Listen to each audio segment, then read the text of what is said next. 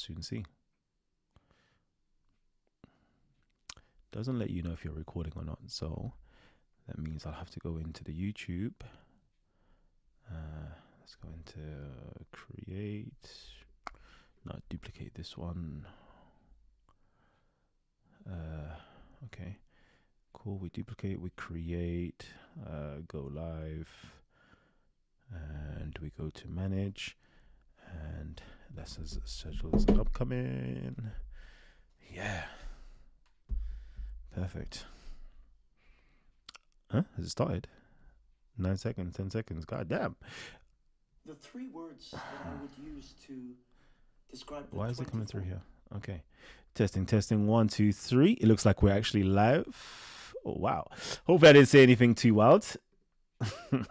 But yeah, let's go, baby. Okay, I'll have to cut out this few seconds. But anyways, it gives enough time for people to come in on code. Let's go, baby. All right, cool. We're live, baby. We live.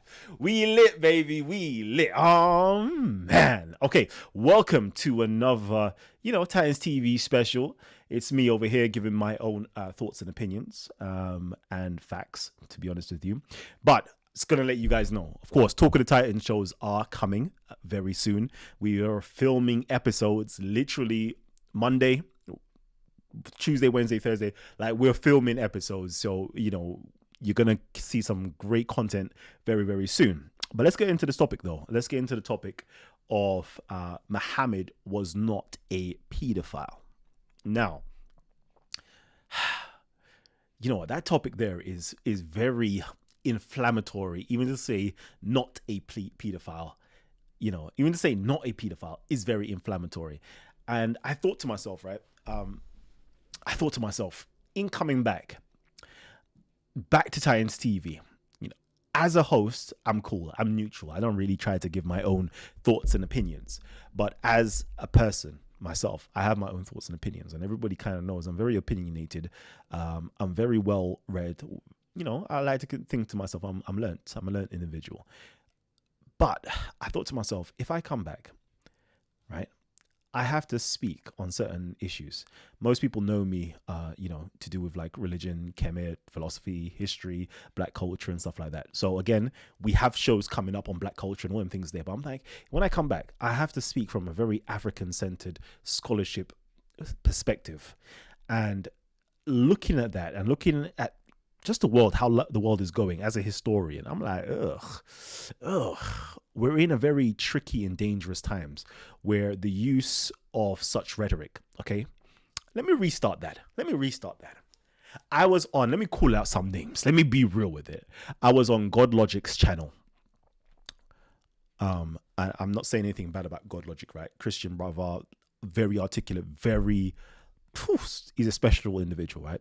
And I was seeing like, the Christians are just batting up Muslims, like left, right, and center. You got, Takachu and Ijaz and, EF Dawa, Hamza. All these individuals are just getting batted up just differently. Cool. Yeah? Like, we round of applause it. Cool. Like, Christians finally have got their foot in. Back in the day at Speaker's Corner, it was the Muslims that was running things. Now Christians have got like the stronghold. Cool, perfect, that's nice. Anyways, and I was watching the conversation being had with Hamza, like not really trying to, denounce, anybody with inside of the faction that holds to Aisha being the age of 9 years old, and therefore if your prophet slept with a 9-year-old child at the age of 54. Clearly, yeah, anybody in modern times will say, blouse and skirt, that man is a pedophile. Yeah, over here in the UK, yeah, especially amongst English and British culture, we have a word called nonce. And if somebody is a nonce, there is nothing worse to me, in my opinion, based upon living up in British and English culture, to be a nonce. Go to prison, you're going to get battered daily. Being on the block labeled as a nonce, you're going to get battered daily. And I think it's very dangerous, very, very dangerous. And you know what, yeah, as I said, I'm speaking right now African-centered. I do what wallahi, I don't even care. You see them pale skin Arabs over there, you see them Pakistani man over there, and you see the European Muslim man over there. But I don't care. If you want to say that your prophet slept with a 9-year-old, I'm fine with it. Go ahead. I don't have no problem with it. But my problem is with the black community and African community.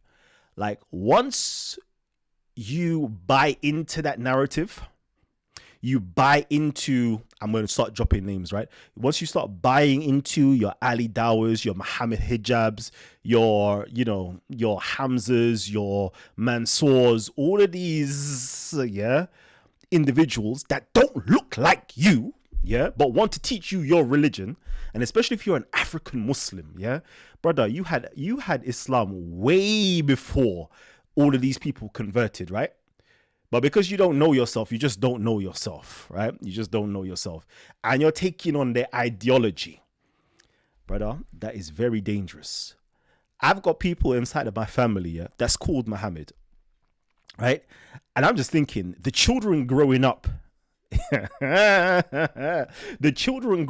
right? Learning that, they're named after a pedophile. Do you know how dangerous that is to their psyche? Especially the Christians are just regurgitating this, right? And I don't blame, the Christians for regurgitating this, right? I don't blame them at all. I swear to you, I don't even blame them at all. But I need my Christians to be very mindful of how that is being received, especially in British culture, when and I'm scared for. I'm only scared. Boy, call me whatever you want to call me. I'm only scared, for the Africans, the African Muslims, the Jamaican and everybody converted Muslims. That's another story, because you chose to leave Christianity for that, and you would have been informed fully well that this is this. I don't even really care for you like that. But for my African Muslims that have been born and bred with Islam, right? I feel it for them, and I'm scared because I'm seeing the times that we're living in. I'm seeing what's going on. I'm listening to Tommy Robinson's rhetoric, right? And I'm hearing Tommy Robinson talking about, the segregation that he grew up in Luton, and, on one side there was the Muslims, and then everybody else, like, every other ethnicity was all fine. We all integrated amongst themselves, but the Pakistani Muslims, like, they segregated themselves. Cool. But when I look back, right, at African culture, we don't have that. We 100% don't have. What did they? When I only learned a lot of these things, I learned in Speaker's Corner. Hara, bara, ba, Allah wa bara, bara wa. Anyway, I don't even know the name of it, right? But that's that. I was at a wedding a couple of weeks ago, Ghanaian wedding, in a church, but I was hearing by the master of ceremony, I was hearing the Quran being recited. I was hearing Kulhu Allahu Ahad, Allahu Samad, right? I was hearing that because we don't have this new thing, that this, whether it's called Islamophobia or, what you see on like your Christian Prince channels, them type of things there, where you speak to people in a derogatory manner because of they're of a different religion and you try to belittle them. Like, I swear to you, I never, until coming to Speaker's Corner, I never saw this in my life, right? Because we grew up side by side with Muslims and Christians intermarrying with one another from an African perspective, right? Background. We do that, Bro, we're going to church today. Cool, we're going to church today. Alhamdulillah, we're going mosque today.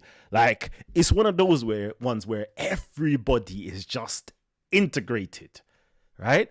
And even the woman who was the MC, she's Christian, right? She even said these words, and she said that, she was in another church environment, and, there's a guy that came up to her and said he would never say something, he would never acquiesce to Allah or use the name of Allah, whatever the case is, right? And, she just was showing you like how small-minded you are to be thinking and talking this way, because it's just one God amongst us Africans. For us, it's just one God. Okay, cool. Let me hold it like that. So I just want to say Yeah, let me go through it. I had some points that I really want to just touch through. Let me just see that. Yeah, let me just see it quickly, because I'm looking at things right now and I'm seeing, whether you want to call it the far right movement, they're picking up, they're learning about Islam, right? I think it was talking about, the Jews and Christians, don't be friends with Jews and Christians, blah, blah, blah. Cool. Me personally, I thought to myself, I don't even care, like, cause this ain't my battle. I'm not Muslim. I don't freaking care, right? It's not my battle, but I'm actually starting to pre it and get scared for it from an African perspective.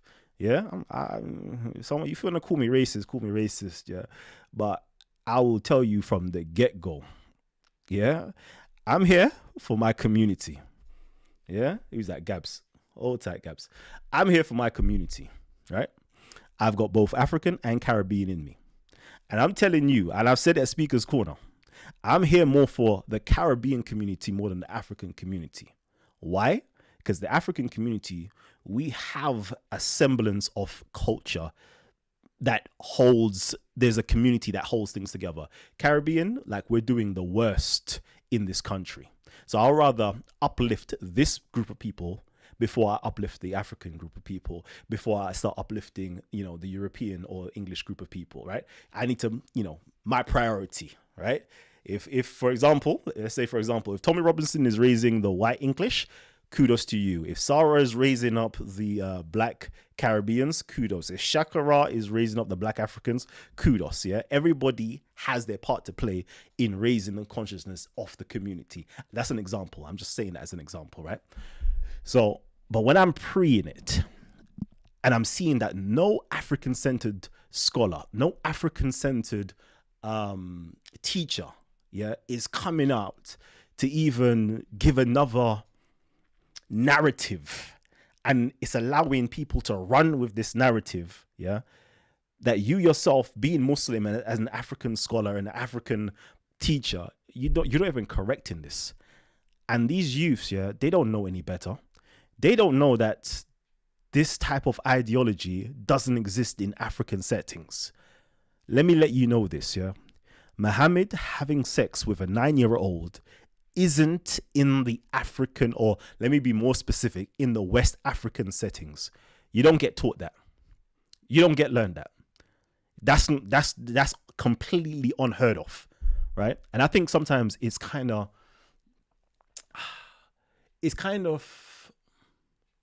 intellectually dishonest when Christians say it, but at the same time, Christians know no better, because they don't know how to read Islamic literature, right? So they don't know no better, but I still think it's intellectually dishonest. Why do I say it's intellectually dishonest? Because if a Muslim comes up to a Christian and says, did you know that Jesus is a serial killer? It's like, what? As from a West African perspective, hearing that Muhammad is a pedophile is the same what, right? Yeah, it's written in your Gospels that he killed 2 children. What? Like, huh? In my Gospel? Show me where. And he'd be like, yeah, it's in your holy book. It's in there. It's in the Gospel of Thomas. He'd be like, brother, what? The Gospel of Thomas, them apocryphal books, them Gnostic Gospels, we don't follow that. It's the same thing. Christians will be saying, oh yeah, it's in your hadith. Which hadith? It's in Bukhari. West African Muslims don't follow that. They don't follow the same fiqh. They don't follow the same minhaj and all them things else as those people. Yeah, I'm gonna say those Easterners over there. They don't follow that. Yeah, they don't follow that. And let me give an example. Let me see if I can actually give this example, because I need to give this example so y'all can just ride with me. Yeah, roll with me. Roll with me. Cool. Over here. I love this. So over here, yeah, this right here is, if you go into fiqh, let me actually just go back. Let me go back one step. Go back into fiqh. This is like jurisprudence, right? How, the legal mind operates. Cool. We see here, in the Sunni Islam, there's the 4 major schools: Hanafi, Hanbali, Maliki, Shafi'i. Okay. Now, I just want to let's see if you can see something here. Let's see. Let me see if I can zoom in. No, let me zoom out. If you can see here, yeah, this is the whole world. You can see the different colors, green, blah, blah, blah, dark blue, purple, reds, and so forth, right? Like, this is like the legal rulings, madhabs, right? Over here in West Africa, central to West Africa, what we operate under is called the Maliki, yeah? The Maliki madhab, or school of jurisprudence or fiqh, right? And I know I did videos on this, Age of Aisha. Let me see if I can just quickly go into that. Let me see. Oh, I was watching this. Chris Williamson. And this is another reason. If you could see this on my screen right now, this right here, when he's looking back in history and talking about there's going to be a far right uprising and the things that's going to take place, I'm like, listen, let me just speak to my Black African Muslims, yeah, to say, I need you guys to be a bit more vocal, to say, we don't agree, yeah, with what these people are saying.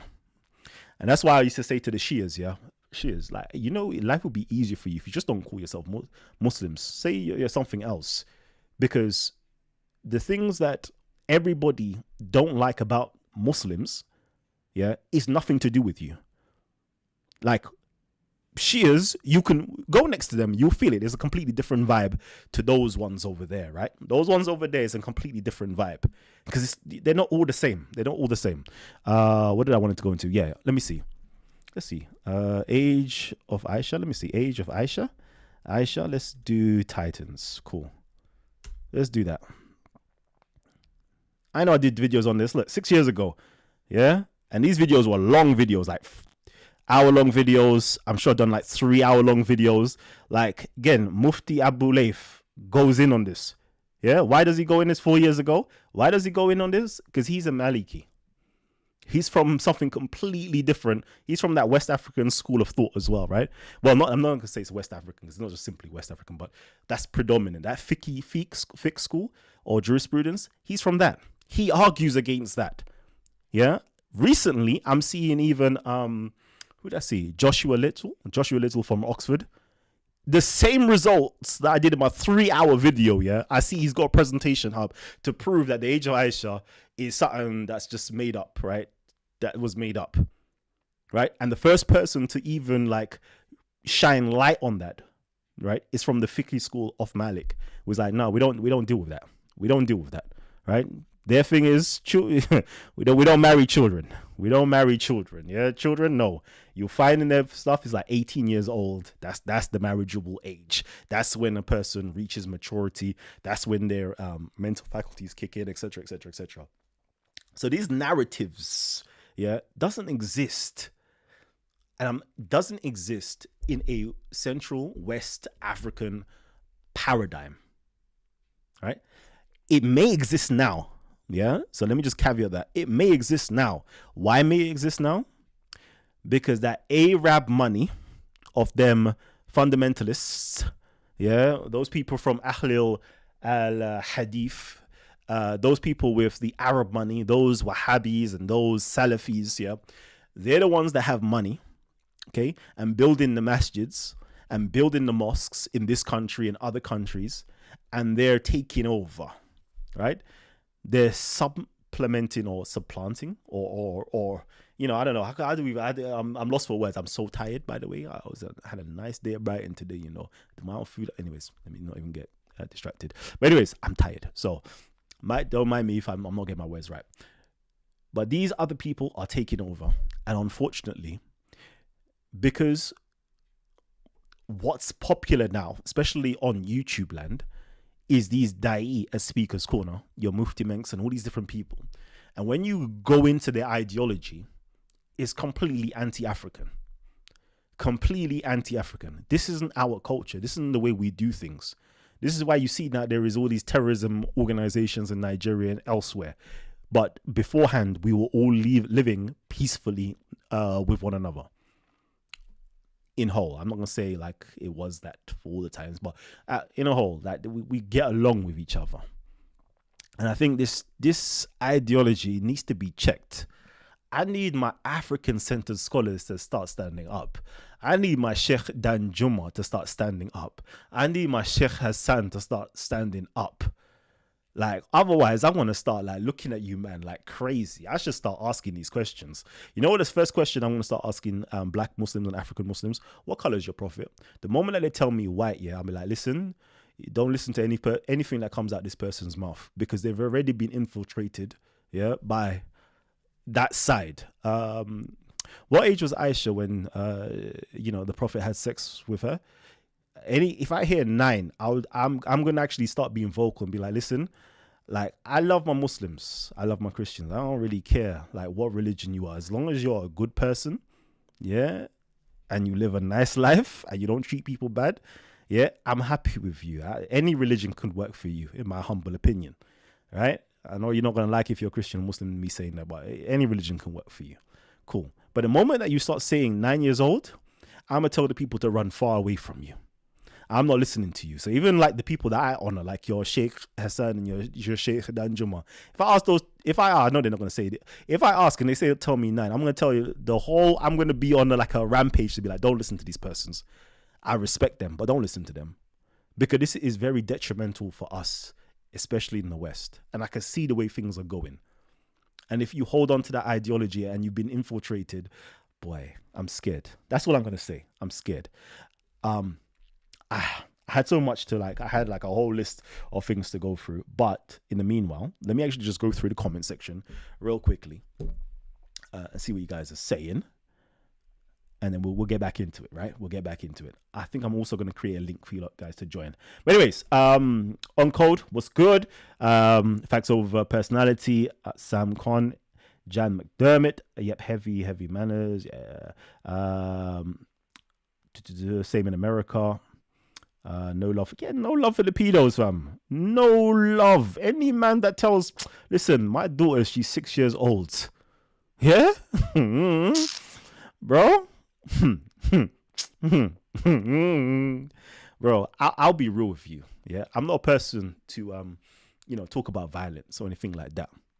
But, wallah, if any man tried to touch or try to insinuate something towards my daughter at such a young age, I am happy to serve a life sentence in prison for my daughter. Just saying. Me, myself, the most peaceful person on earth, yeah, non-violent person on earth, I'm happy to serve it. I'll be like, yeah, this is why I'm in prison. Cool. And I think every single man on the wing will be like, yeah, cool. I think the judge will be like, yeah, cool. I understand.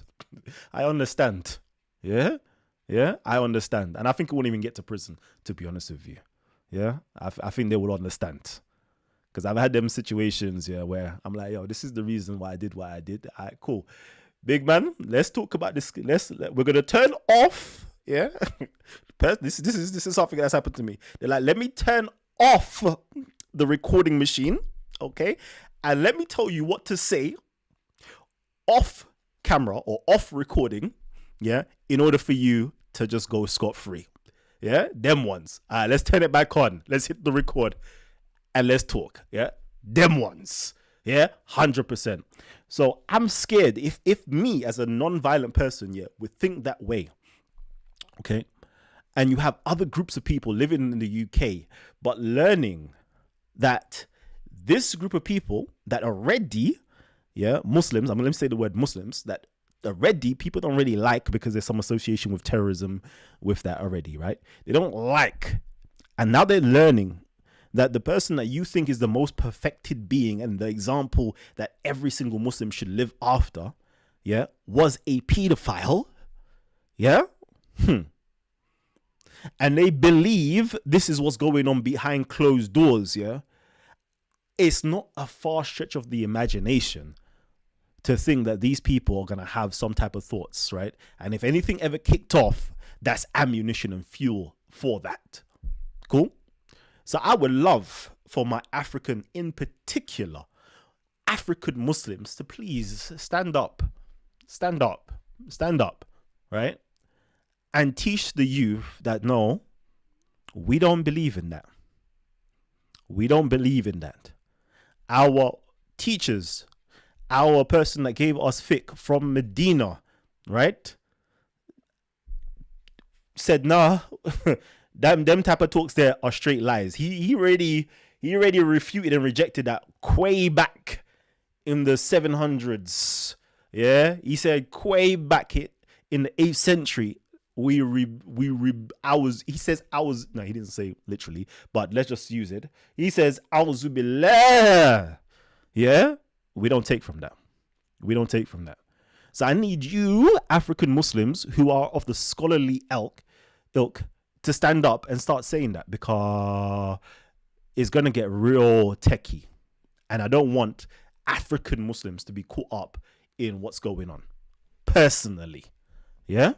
And I need my Pakistani Muslims, yeah, and my Arab Muslims, who is of the same ilk as the way I'm talking, to stand up and to say the same thing, right? And to show proofs why this is just nothing that we deal with. There's a certain subsect of Muslims, yeah, that's been funded, yeah, that believe this way. But this small sect have got the loudest voice. And unfortunately, they're conscripting our youths into this ideology. Because unfortunately, that Saudi money, yeah, you can't compete with Saudi money. That's what I'm going to say. You can't compete with it. But anyways, let me actually continue reading. Aisha's age is not listed in the Quran. Yeah, there's a lot of stuff that's not listed in the Quran, but yeah. You feel sorry for your family, will set them free, brother. Come to true living God, brother. Okay, this is boring. You can never help the Caribbean community. You sold us all out to Tommy Robinson. You think we didn't see you agents all come hype up and go? Let's go into that. You sold us out to Tommy Robinson. How? Please explain that one. Please explain that one. This is very interesting. Right? Very interesting. Right? Because we have people like Sarah that sat down and did an interview with Tommy Robinson. There was an uproar. Certain people were talking mad smack about it. Right? Then the same groups of individuals I was talking smack, the main ringleader, a few years later sat down and did an interview with Tommy Robinson. I was speaking to Sarah just the other day. And it's one of those ones here where we're both, this is a conversation, but we're both like, we didn't even say nothing about it. It was like, just like, you see it.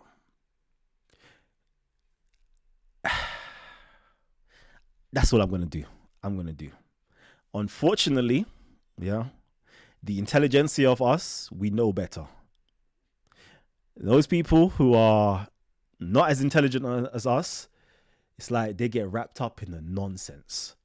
They really do. They really do. They want to fight for causes that have nothing to do with them. And the real causes that are going to be affecting them, they're nowhere to be seen. Tommy Robinson came down under the guise and on the banner of free speech. Do you agree with free speech? Yes or no?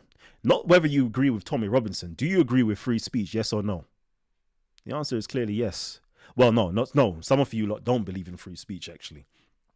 And it's until your free speech gets taken away from you, yeah, that's when you're really going to know. All your hot talks that you talk in the comment section, there's no more free speech for that, right? All of the hot talks you talk in the comment section, yeah, pretty soon, some of y'all are going to get arrested for your hot talks in the comment section. Yeah, because there's no such thing as free speech. All right, let's see. Aisha being the daughter of close friend, manga. Yeah, let me just come on. Highlight. Do tag Titans TV, yeah, if you want my attention, because there's a lot of comments here. Kane Black was good.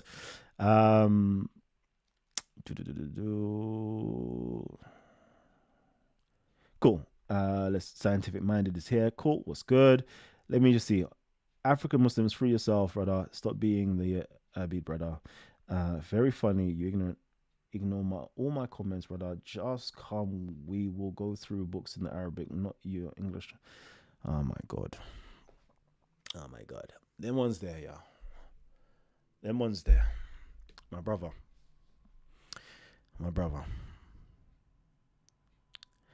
I don't know if you know who you're talking to. I really don't. You know? I'm a person that reads books, eat books for fun, because that's the way I have fun. That's the way I have fun. You know, like some people play football for fun, or watch football on TV for fun, or play games for fun. Like, my fun is reading books, right? My fun is reading books. When I was at Speaker's Corner and I was listening to the nonsense that the Muslims are sprouting at Speaker's Corner now, I'm like, what the hell? I'm like, let me read your books. Let me read your books, right? You know what I did? All of these Sunni Muslim books, all of their Sahih books, I'm talking your Sahih Bukhari, your Sahih Muslim, yeah? I can go on, your Sunan Abu Dawood, all of these Hadith collection books, fiqh books. Guess what I did? I either bought them or downloaded them, and they're volumes of books. Volumes. I'm talking 30 volumes of books. I'm talking each one maybe about 400 pages, right? I'm the person that read every single one of those books. But yet you think you can have a conversation with me on this type of topics. It sometimes it amuses me when people say, like, I'm like, you don't understand how much I know. I just forget most what I know. The Shias as well. I'm like, cool, let me read all of your prominent Shia literature as well so I can understand what you think. Cool. You lot talk about science of hadith. Okay, cool. And I, you know, the years go by, I'm not even doing it no more. The PDFs, right? Because I will show you all the sources, everything that's been highlighted and marked over and so forth, right? You know, all of these books, I think, let me just see.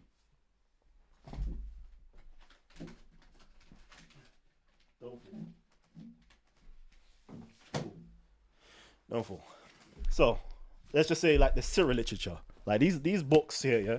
Look how big these. I just want to show you how big these books are, right? This is how big these books are. Let me just go through and count the pages quickly. Yeah, 798 pages. Like, I don't know if you can see. Look, it's falling apart, right? I don't think you know who you're talking to. Look, I don't know if you can see it clearly on the camera. There's notes, and this is just from the back. There's notes. Front, there's notes. There's notes. There's underlinings. Yeah? Like, I don't think you know who you're talking to. I really don't think you lot know who you're talking to. Yeah? And this is just me being bored, yeah, at Speaker's Corner to say I can utilize logic, critical thinking, logic, and argue against you to show you lot are flawed in your thinking. But no, let me actually take time out to read the literature that you read so I can understand where you're coming from. Let me do that. Let me understand your fiqh. Let me understand your, your science of hadith and, if this person is trustworthy and blah, blah, blah, all of that nonsense, yeah? Bro, I don't think...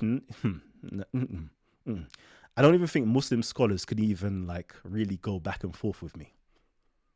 I don't think so. I 100% don't think so.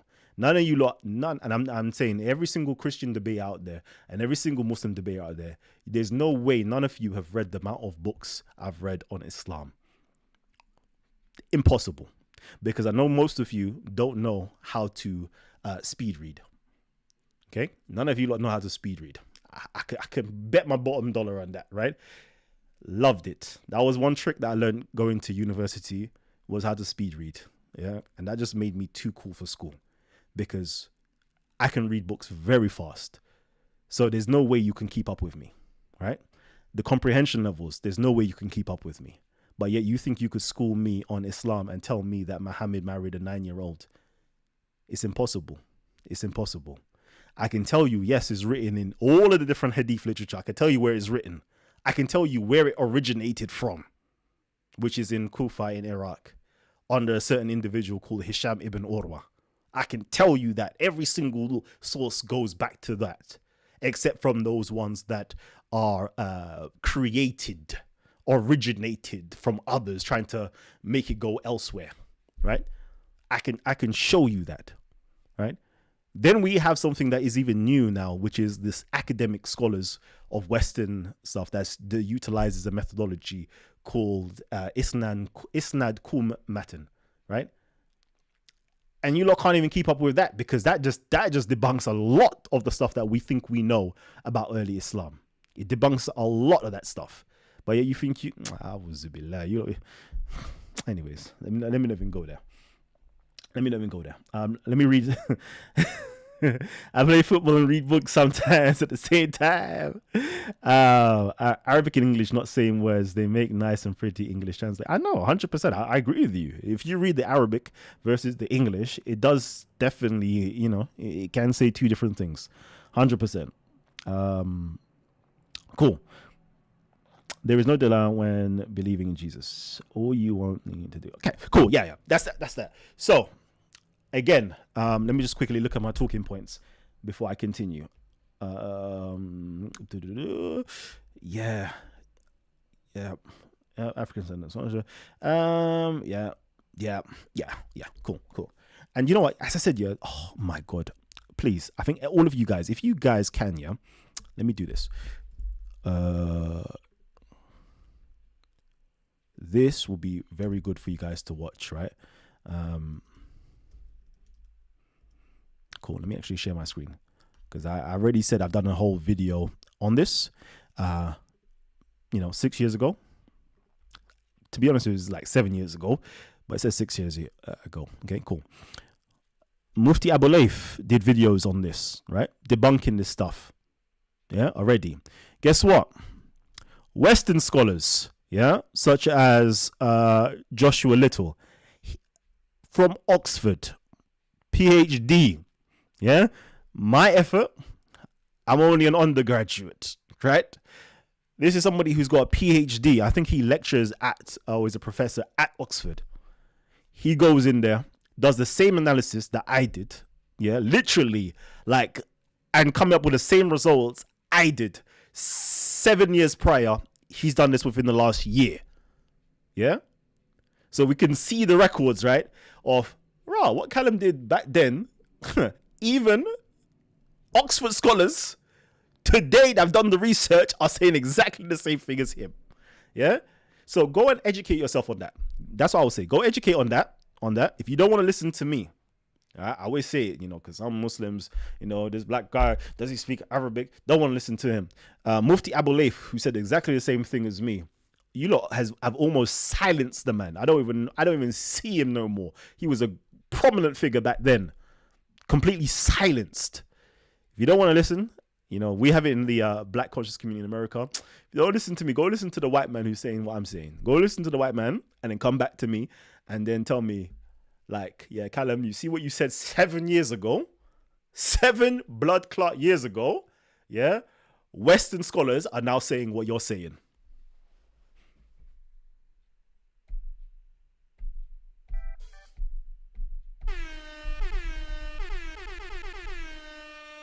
There you go. All right, let me get back to this.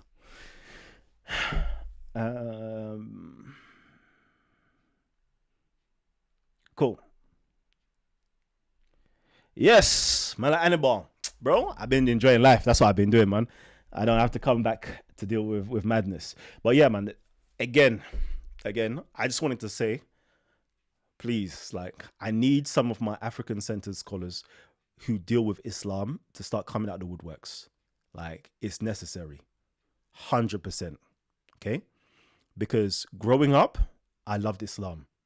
100%. If somebody said to me, "Oh, you're a Muslim," I would feel honored. Like, right, why you say that? Yeah?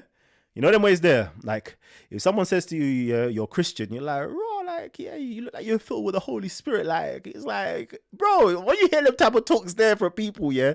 Because I'll be real with you. Certain Christians, you can see, like, they've got like a glow about them.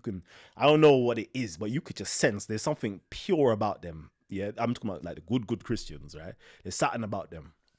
I remember being in America, New York, and I think I was staying over, basically. I was like 2 women, and we weren't trying to do nothing like that. It wasn't nothing like that, okay? But one of them was getting changed, like, And I'm there just like literally lower that gaze. It's like, oh, you Muslim? Them time no beard, nothing, you know. Yo, are you Muslim? The way you looking down like you're not even trying to look at me, it's like, I'm like, yeah, you know? It's like, yeah, I'm not trying, innit? I'm not trying. You see it? Like, I don't find it offensive if somebody called me Muslim, because it's like, I didn't have nothing bad. There was nothing negative with it. I went speaker's corner and I said, I was a bit live. Anybody calls me, I'm like, nope. Nope. Let's not get that twisted. I make it clear straight away. I am not Muslim. Yep, I know. I've got a beard. I'm not Muslim. My name's Arabic. I know. I'm not Muslim. Whatever that is, yeah, I'm not that. Please don't put me in the same category. Yeah, I'm not that. Right? Growing up, our traditions, and I'm talking from a, what's it called? A fraternal mystical orders, right? Like Muhammad is one of our prophets. I'm going to put that out there, right? Is one of our prophets. I've never had anything, you know. Jesus is one of our prophets. You know, you got like all of the others like Plato and all of these other individuals, like they're like part of our philosophical tradition, basically. Like we uphold these individuals. But going to speaker's corner, hey, I'm like, nah, fam. Whatever they say that is, and I know I can't battle against that because you lot got the voice here. I'm not trying to say I'm that. I'm trying to say, nah, we don't deal with that over here, mate. We don't deal with that. But again, I'm saying, no, it's time. It's literally time. African-centered scholarship needs to stand up and put a good light on Islam, because whatever that is, YouTube propaganda, speaker's corner dais, like that's not what Africans follow. Apart from, you know, us being westernized and learning about these different people and they're starting to take over our mosques in Africa and over here in the UK, that over there is not us. We don't have that same understanding. We don't have that same segregational mindset that Tommy Robinson was talking about when he talks about in Luton and the Pakistani Muslims. We don't have that same type of mindset, that same type of ideology. We don't have this hatred for Jesus Christ over where we are, right? To be honest with you, I only learnt going to Speaker's Corner that Muslims don't even acknowledge the fact that, or these Muslims don't acknowledge the fact that Jesus was crucified. The most basic fact in history, they don't even accept. I'm gonna let you know, not all Muslims think that way, right? Not all Muslims think that way. What they're teaching is a wild version of Islam, right? It's a completely wild version of Islam versus African Islam. And I need my African Muslims, I need to see that coming onto this channel, please. Okay, cool. Yes, well gone. Callum and as AZ, the historian, are the top scholars in London, period. They all the way up. Callum, good brother. Mustafa Briggs needs to get him on. He writes the book Beyond Bilal. Yeah, fam. Yeah, 100%. Because, bro, yeah, because when I hear them, you know, like Adnan's, yes, Bilal was black. Like, what the fuck? What the fuck you mean Bilal was black? Tell me Muhammad was black. Tell me furthermore, tell me who was white in Arabia during that time. Give me one white person in Arabia about Bilal was black. Shut up, man. Bilal was black. Bilal was... all of your freaking what's it called, Rashidun, all of them, go into the books, pick up your Tabari right now, right, your histories, the Tariq, yeah, go in there and they will have the description of all of them and show, and we can find the needle in the haystack of the one that's light-skinned. Every single one of them is described as being black. And then you want to tell me about Bilal? Get out of here, man. This is what I'm saying. You need to learn Islam, if you're black Muslim, from African-centered scholars. Because that shit that they pull over in Asia, you know, these East Asians, these pale-skinned Arabs, yeah, they'll confuse your mind. Absolutely confuse your mind with that nonsense. Anyways, And you know me, yeah, I just say stuff for now.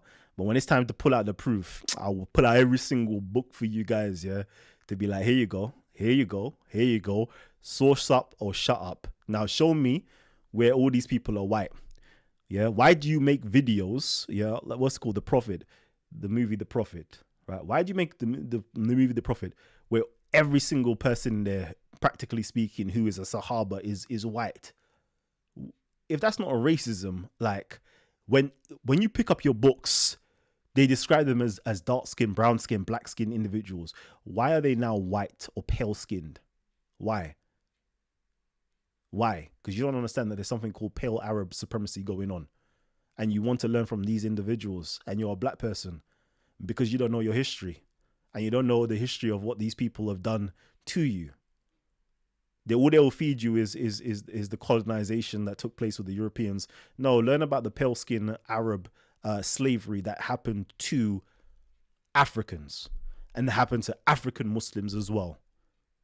Because if you did that, you would not be taking no freaking lessons from these individuals. Auzubillah. Y'all need to stand up, man. Y'all need a renaissance. Y'all need a revolution. You need to revisit your religion and actually define what your religion is and self-determine.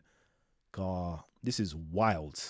That's all I'm going to say. Because you're going to get painted with the same brush as the rest of them. Again, I'm speaking primarily to the African Muslims, because the Caribbean Muslims, they don't know no better. They don't have an identity for themselves, unfortunately, and they're grasping onto something. They're looking for an identity to hold on to. But for you African Muslims, you Hausa Muslims, yeah, you lot who've lived with it from day dot, from the dawn of Islam, like, I need you lot to stand up. Do you know the great universities that you lot had in your area? The writings are still being found in Timbuktu. And you lot are not at the forefront, and you're allowing these freaking pale skin Saudi oil rich people talking and controlling the mindset of your children with their version of Islam. Nah, man. Imagine now in Britain, you know, the Gnostics start to rise and saying, yeah, Christ did all of these things as a child, and started spitting that narrative. I'm sure Catholics, Protestants, all of the other Christians will stand up and say, nah, this is not our Christ. This is something else. This is a heresy. These are heretics. Da da da da da. They'll all band together to just shun out this minority. But you lot in Africa are not standing up and rising up to just. Anyways, let me stop talking. It's none of my business, though. It's none of my business. God damn. But anyways, let's see. Aisha was 9. Again. Let's say this. I'm gonna start. Let me racialize it, actually, because let me racialize it. Yes, you're right. The white Muhammad, he married a 9-year-old called Aisha and had sex with her. The white Muhammad. That's what happened. The African version of Muhammad, the Medinian version of Muhammad, where he was a prophet, right? That black version, that never happened. But this white version that was later constructed years later, yeah, it happened, because these people believe it. It happened. I'm not even going to fight you with that. It happened in their history books. It happened. Did it happen to the original Muhammad, the black Muhammad of Medina, that the Africans know about? No, it never happened. Let's do that. Okay, cool. This is what I'm going to do, yeah? So when did the 9-year Sahih Hadith get created, then, Kalam? Yeah, it got created in the 8th century. It got created by an individual called Hisham ibn Urwa. That's when it got created. And that happened in Iraq, Kufa, and then it proliferated and people took it in. And it's not until, it got introduced into fiqh via Shafi, which is one of the major madhabs in fiqh. He kind of softly introduced it, because he kind of brought down the age of adulthood to 15. And then later on, where most of these Muslims are coming from, the Hanbali school, the proto Salafi Sunnis, anthropomorphists, yeah, those individuals, which is the later school of Hanbali, that's when it really took root and became part of legal legislations where a 9-year-old girl could get married and so forth, or be consummated, right? But prior to that 8th century, 9th, prior to the 9th century when it became legal now, the legislation side of things, prior to the 9th century, that was never part of Islam. I repeat, prior to the 9th century, that was not part of Islam. The actual story originated in the 8th century. Prior to the 8th century, nobody knew this story. 7th century, you don't hear nothing like that. 8th century, individuals say, we don't take from this person that you call Hisham ibn Urwa, like them type of stories there, we don't take. This is our mutawatir. This is the well-trodden path. This is our legislation. This is where the Prophet was supposedly raised, right? Lived with. This is what we follow. This is it here, right? The people of Medina, the people in Africa where it spread to, never followed what took place all the way in the east, in Iraq, in Kufa. They never followed that nonsense. Just to let you know. It's unfortunate now that this little school got to become the majority and it held power for that part of the land, right? And now they're more so in power because of this Saudi Arabian oil money and Wahhabism and Salafism and whatever else you want to call it, right? Radical fundamentalism, whatever it's called, right? Unfortunately, they have the resources now. So that form of Islam you hear about. For example, most of you guys may not know about Shia Islam or Sufi Islam or Ibadi Islam, right? Most of you would never hear about those other forms of Islam, but you'll only hear about the ones that are most vocal, which are your, your Asiatic, your East Indians, whatever they call them, Pakistani ones in Speaker's Corner, those in that region, the pale-skinned Arabs, those people there in that region in Speaker's Corner, they're prominent right now. Yeah? They're in America, what's it called? Sheikh Uthman and these individuals, they're prominent right now, right? In Africa, that's not African. African Islam is completely different to that. Completely different to all of that nonsense. Just to let you know. Because my teachers, yeah, I was proud to have them as teachers. They were Muslims, African Muslims, Afrocentric Muslims, yeah? Them type of teachings, never grew up, never learnt until I went to Speaker's Corner. And I could bet my bottom dollar that most African Muslims, they don't know about this stuff that, is used in Christian polemics against Muslims. Like, they don't know that stuff. But unfortunately, they're now getting to learn this stuff, and they're now getting to believe, oh yes, Sahih Bukhari is the second most authentic book after the Quran. Oh yeah, we have a law called abrogation. That means the hadiths can abrogate the Quran. Mind-blowing. Absolutely mind-blowing. You're telling me, yeah, I don't believe this, right? But supposedly the Quran, the word of God,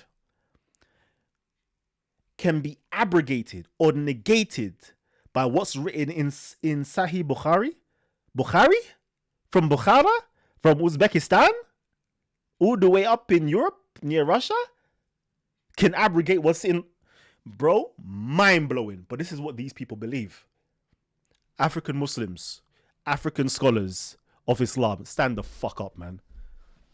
Wake the... As Eddie Abu would say, wake the fuck up, man. Wake the fuck up. Wake the fuck up. You know what, yeah? Let me create let me create a party so you guys can actually join in and let's have a conversation, baby. I know Gabs, yeah, my broski. Forgive me, man. I'm having fun with people online right now. Let me do this quickly. Let me create this. Allow for this to work. Allow. Let's change that camera to. Can I change it? Camera to. Yeah, my road. Cool. All right, perfect. Let's enter studio. Let's create. Do I have a link? Invite. There you go. Invite. Copy this. Live stream. There we go. Boom. Cool. Let's go back onto me. Full screen. Cool. Yeah, family, come on in. Like, let's have some conversations, baby. Let's have some conversations. Let's have some conversations before I go, because I have to go soon. Melanie Goddess says, Kello hurting feelings as usual. I've watched Sunnis and Shias fighting in Syria for a while now. Yep. This is two different Islams. Don't ever let you let them make you believe that Islam is monolithic. It's not. It's not the word of God. It's all just words of men used to control other men. I don't have no disagreements with you, mate. What's funny? Okay, cool.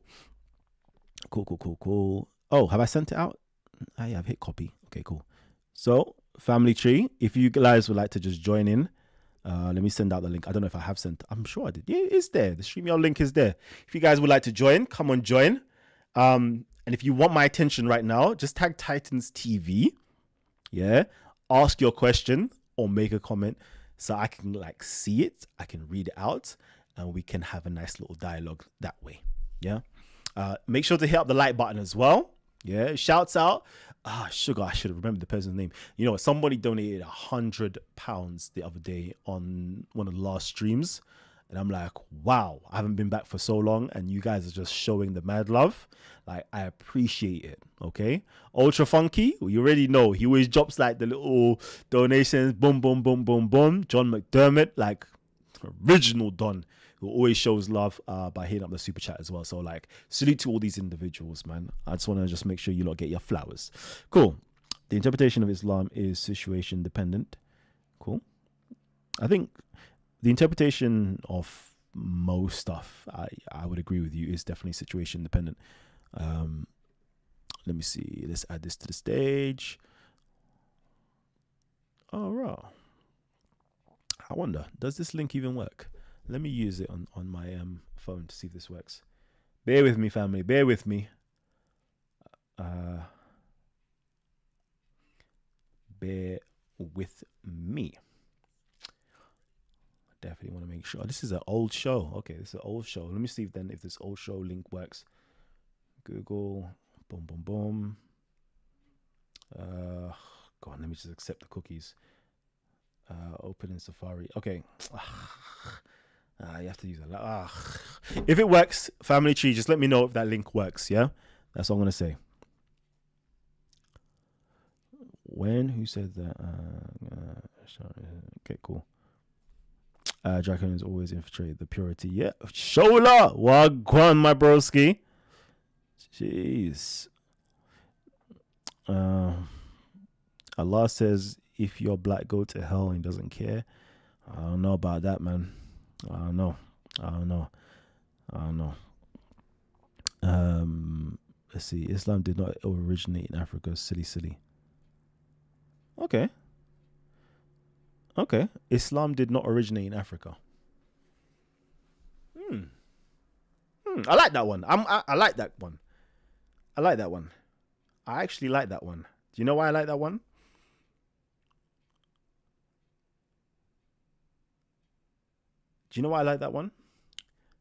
Because our concept of Africa is not the concept that Africa had of itself. And I'll rather turn that back on you and say, Islam originated underneath an African empire. There you go. Islam originated underneath an African empire. Most of you lot won't even know that. Most of you guys don't even know the Aksumite or the Abyssinian Empire ruled Egypt all the way down to the different kingdoms of Nabatea. What's the other kingdom on the Nabatea? I can't remember it now.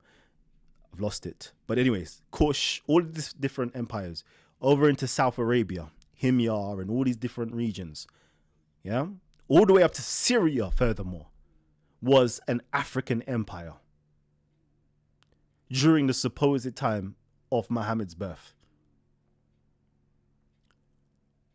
So yeah, no, I don't know about that. I think personally, I would definitely say Islam originated underneath an African empire, underneath what we would classify as Africans today. Right? Because we could look at me and I'm living in the UK, but I'm still African. Right? Them ways. And this is another thing where I'm always baffled. Why don't you get taught that? Apart from, and I'm always curious, why don't historians, question things? Because we know, man like the great-grandfather of Abraha conquered or quelled. They didn't even conquer because it was already conquered by the Ethiopians way before, right? It was already conquered by the Ethiopians, but any uprisings that were there, Abraha quelled all the uprisings. Cool. It was an Ethiopian empire. Cool. But for some strange reason, in Islamic literature, it says that Abraha, with the elephants, were beaten with birds with clay.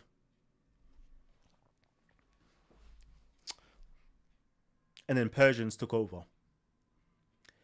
And this is why I'm always like thinking to myself, like, are scholars like racist or something? Because you in your scholarship, you say this is mythical and nothing of the sort could have ever happened. So, but what happened to the African empire that existed, that was ruling Arabia for over 300 years before Muhammad came? Why don't you think it's a continuation? Why don't you think why, bro? Upper Arabia never knew the word Rahman. Rahman is, Rahman, all they knew was Allah. They did know Allah. They didn't know Rahman. But Rahman is a South Arabic Ethiopian people originated this talk about the Rahman.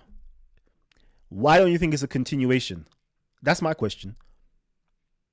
Why don't you think the people that conquered Egypt were Ethiopians who were supposedly Muhammad's Sahabas, right?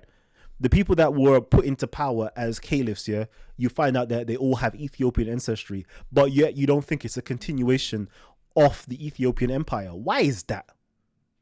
Sometimes I'm baffled, because I read history and I'm like, it's clear as day for everybody to see, but why is nobody talking about it? And I'm always baffled, like, why aren't the African-centered scholars of Islam talking? They're just there like freaking sheeps and mouses, and it just pisses me off. Absolutely pisses me off at times. Because you're letting these idiots talk about what Islam is. And everybody is like, has disdain for it. I'm like, ugh. We're all like, brother. But in Africa, we don't have that Anyways, let me keep on going, man. Cheers, Easy Bands. All right, cool. Talk to me, Easy Bands.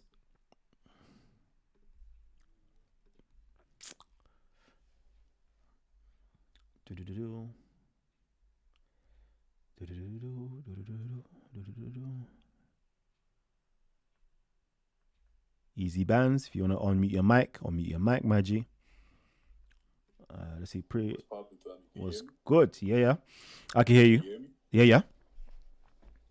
There's no sound on the app, brother. Oh, you can't hear me? Yo. All right, cool. That means, you definitely can't hear me. All right, 1 second. Yeah, unmute, fam. Yeah. All right. Let me put back on this. Alright, bet. What's poppin'? It's been a It was minute, man. good. Give me. Hold on. There you go. You should be able to hear me now. Yeah, you can hear me. Yeah, I hear you now still. All right. Talk to me. Talk to me, family. Yeah, fam. Yeah. So, how you doing, bro? Hold on. Let me just mute this right. Yeah. You know what? Hold on. Let me actually change my audio out. Give me one more second. Audio out. Let's put that back to my headset, and then that should be better. Okay, cool. Yeah. I don't know if the audience members can hear you now.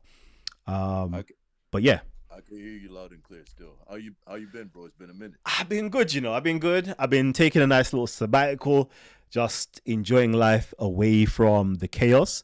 But I'm bored. I'm bored, and I'm back. I hear you, man. Like a bad habit, huh? Yeah, 100%. Word. Yeah, man. So I don't know. You're saying basically that Islam was built off an African empire and originates from Africans. Is that what you're saying? I would say that, yeah, the African empire of Abyssinia is where Islam found its rooting from. And when you go back into the genealogy of these individuals, and you go back into the description of these individuals, you'll see that, and the archaeology of what they are depicted as, you can quite clearly see that they are of black African, what we would phenotypically classify as black Africans. Yes. And who are these? Are you talking about like the companions of Muhammad? Like who? Companions of Muhammad himself, all of them. Muhammad was African, like black. Yeah, of course he was. Come on, bro. Oh man. Okay. All right. Cool. All right. I will see if I can just pull up at least one source. Right. I'm gonna do one source with you guys. Okay. And all through this book that I pulled up earlier, that is tattered, like this right here, which is a tattered book, the Sirat Rasulullah, by Ibn Ishaq, and then edited by Ibn Hisham. Read that, man. Just read that. It's all in there, personally. But let's see if I can just pull up at least one. Temporarily unavailable now. Give me a Jahiz, please. They doing you dirty, eh? They 100% doing me dirty. Let's see. Let me share my screen as well. Screen capture. There you go. Come on. All right. Yeah, it's trying. I don't know if it. I reset it as well. See. Yeah, because I'm not gonna hold you, bro. Like every like the service. Hold on 1 second. The service you're trying to reach temporarily unavailable. Please try again later. See, they don't want you to have it. They don't want you to have it right now. Trust me. Okay, sign in. Your files. Okay, cool. Okay.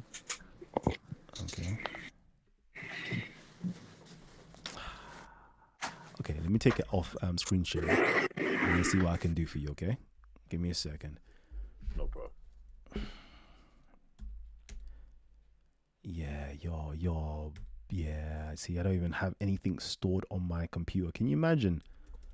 See? We're ready for this one, bro. I deleted all of the stuff. You don't even want to know how much stuff I've deleted, yeah, because I'm not dealing with this religious anymore. And then now that I'm actually talking about it, it's like, okay, where is it? You see? Hey, okay, cool. So yeah, unfortunately, let's see if I can sign into my other account. Let's sign out. Anyway, talk to me. Yeah.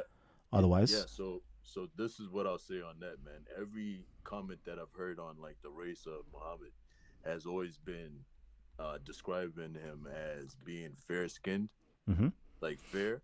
You feel me? And I think even redheaded, like, you know, he's got like fair skin and his hair might be even fair as well. You feel me? And then you have all those hadiths where they're basically talking crazy about black people, right? They have hadiths talking about, you know, whether your imam is a raisin head or not, you have to listen to him. You know that one, right? Mm-hmm. You have the one where they're talking about Allah basically talking about, you know, people coming out of his left ear or something like that onto his left shoulder, and those who are black go to hell, and I don't care. The ones that come out of his right shoulder or right ear, those ones are white, and they go to heaven, and I don't care. Basically, Okay. you know that one as well, right? Yeah, I've heard some of these stuff, and you have to go into the context, and that's what really matters, is going into the context to understand what's been talked about. And some of them have nothing to do with complexion of skin, but something completely different. Yeah, let me quickly do a screen capture. Can you see that? No, I might have to do an app capture. Okay, give me a second, because I don't think you can see what I can see. Okay, let's try PDF on here. 1 second.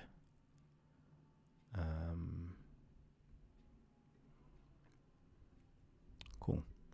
Can you see that? Nah, I can't see nothing. Oh yeah, you won't be able. Go back on YouTube. If you go on YouTube right now. All right, I'm about to. And I'm gonna let you read it. Hold on. So I'm on YouTube right now, like on my TV. Yep. Okay, here we go. I can see it. From the yellow, So from the start of yellow. You want me to read it? Yep. All right. So they said Abd al-Muttalib fathered 10 lords, black as the night and magnificent. Stop. Stop. Uh-huh. Do you know who Abdul Muttalib is? No. Go on Wikipedia right now. Unfortunately, I can't because I'm on my phone with the StreamYard. You know. All right, cool. Go on. This is what I'm gonna do. I'm gonna go on Wikipedia right now. Right. Yeah. I don't know if you can see my screen. No, can you not see my screen? No, you lot can't see my screen. I'm gonna No, go on Wikipedia. I got YouTube on my TV, so I can see it. Yeah, I'm gonna go on Wikipedia. Yeah. And I'm gonna do this. Abdul Muttalib. Cool. And I'm gonna let you read it as well.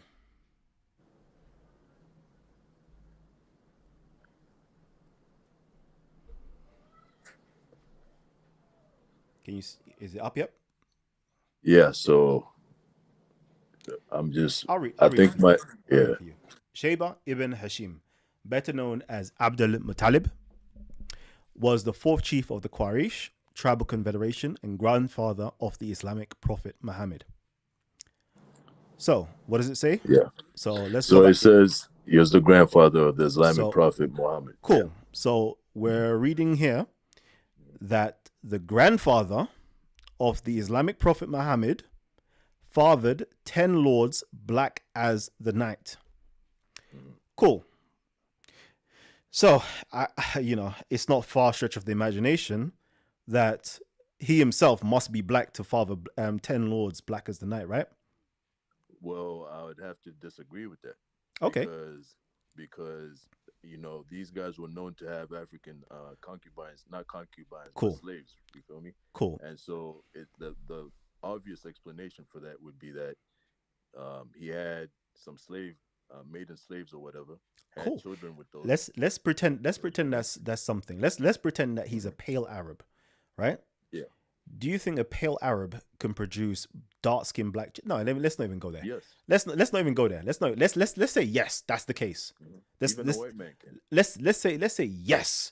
Even a white person could create black-skinned children, right? Yeah. Guess what? Muhammad's father, would have been one of these black-skinned individuals. So, is there proof of that? It says it right there. Where? Abdul Muttalib fathered 10 lords as black as the night. Yeah. You go into the genealogy, you see that the 10 children, we know who the 10 children are. One of them is Abdullah, Muhammad's father. I don't know what else we're going to say about that. And so, hold on. So you're saying that one of these 10 sons of his... Wait. I want to say to you, I'm not saying this. Yeah. Who's saying Me as a scholar, I don't say shit. Yeah. I say the source, what the source says. The source says, what source is this is Al-Jahiz. Yeah. Al-Jahiz, yeah. Said, He's the most prolific scholar in early Islam. He is a polymath. He is phenomenal.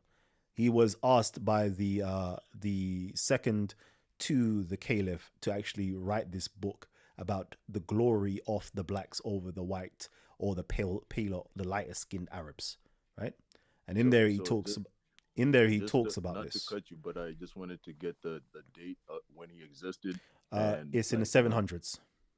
so he lived in the 700s. 700, yeah, Okay, yeah, and when did Muhammad live? 600s supposedly, In the 600s. yeah. So So this this is man like that you're talking about wouldn't have known Muhammad or his father. wouldn't have personally known. Nope, he wouldn't have personally known. Would he have seen them like to know He like wouldn't how have black they were? personally. He wouldn't have personally known or personally seen. He's now recounting accounts of what we have before your hadith collections. So this is before your Bukharis, your Muslim, your Sunan Abu Dawud, everything that you know in terms of hadiths about Islam. This Uh-huh. predates them. Yeah. Okay, so Even I'd well, like to see the let me just continue, right? all right, In go ahead. here in the orange it reads Abdullah ibn Abbas, yeah, Mm-hmm.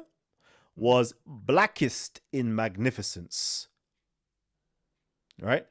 And the family of Abu Talib were the most noble men, and they were black with black skin. This is the nephew of the Prophet, and this is the family of Abu Talib. So that's the uncle, but the family of Abu Talib. That means the nephew Ali and so forth, right? So I Mm-hmm. just want to just put it out there, yeah. When it comes to African scholarship, right? African centered scholarship, like there's more than this. This is just like scratching the surface of one book that I have available to you, right, to me right now to just show you, right? Just scratching the surface. From an African perspective, we're brought up and grown up to know that Muhammad was of African or black descent, right? The Ahlul Bayt. That's why the Shias always say, you never say nothing bad about the Ahlul Bayt. Even when they were pushing you to say something bad about Ali, you never did. And we love that about you. And I'm like, yeah, you don't understand. The Islam we grew up with, all we were taught about was the Ahlul Bayt, Muhammad, Ahlul Bayt, Ahlul Bayt. Yeah, we're not Shias or nothing like that. To definitely not whatever, but like that was the pinnacle. We knew about these things. If you go into Africa, like we know about these things. Well, at least let me not say everybody knows this stuff. I'm talking about when I grew up and I was around African Muslims who were my teachers and scholars, right? I learned this stuff as a basic fact. Learning Arabic and stuff, I learned this as a basic. Learning the stories, I learned this as a basic, right? But the Muslims nowadays, they're not teaching this. They would want to teach you that Muhammad was white. They would want to teach you that Muhammad had sex with a 9-year-old. Which he did. African Islam, that's not the case. No, But bef- no, no, no, but no. bef- I'll tell you this. Mhm. There is accounts, yeah, that he did in hadith literature, 100%. Yeah.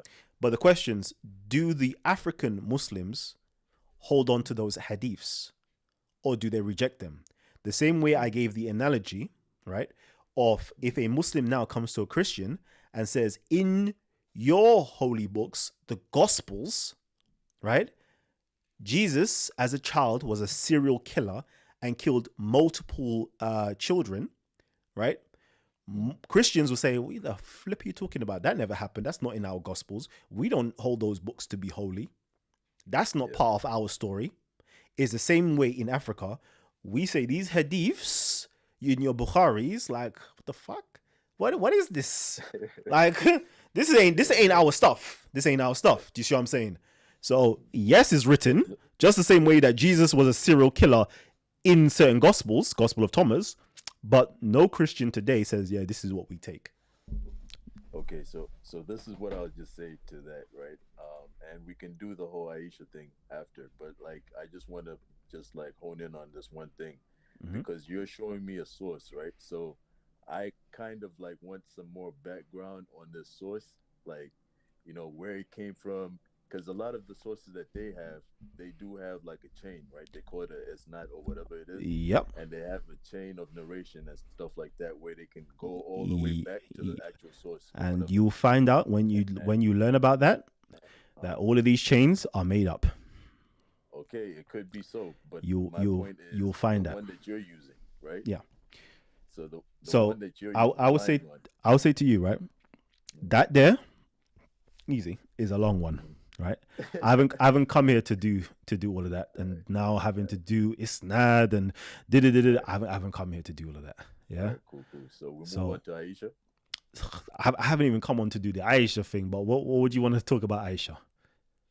No, Because you're saying I don't even want to be going in. I'm saying personally, I need my African scholars to stand up and to take that mantle and talk about it, right? Because technically speaking, it's none of my business. I just know this stuff, so I know what my African scholars that they should know and that they do know, but they're not freaking talking about it because they're bloody cowards.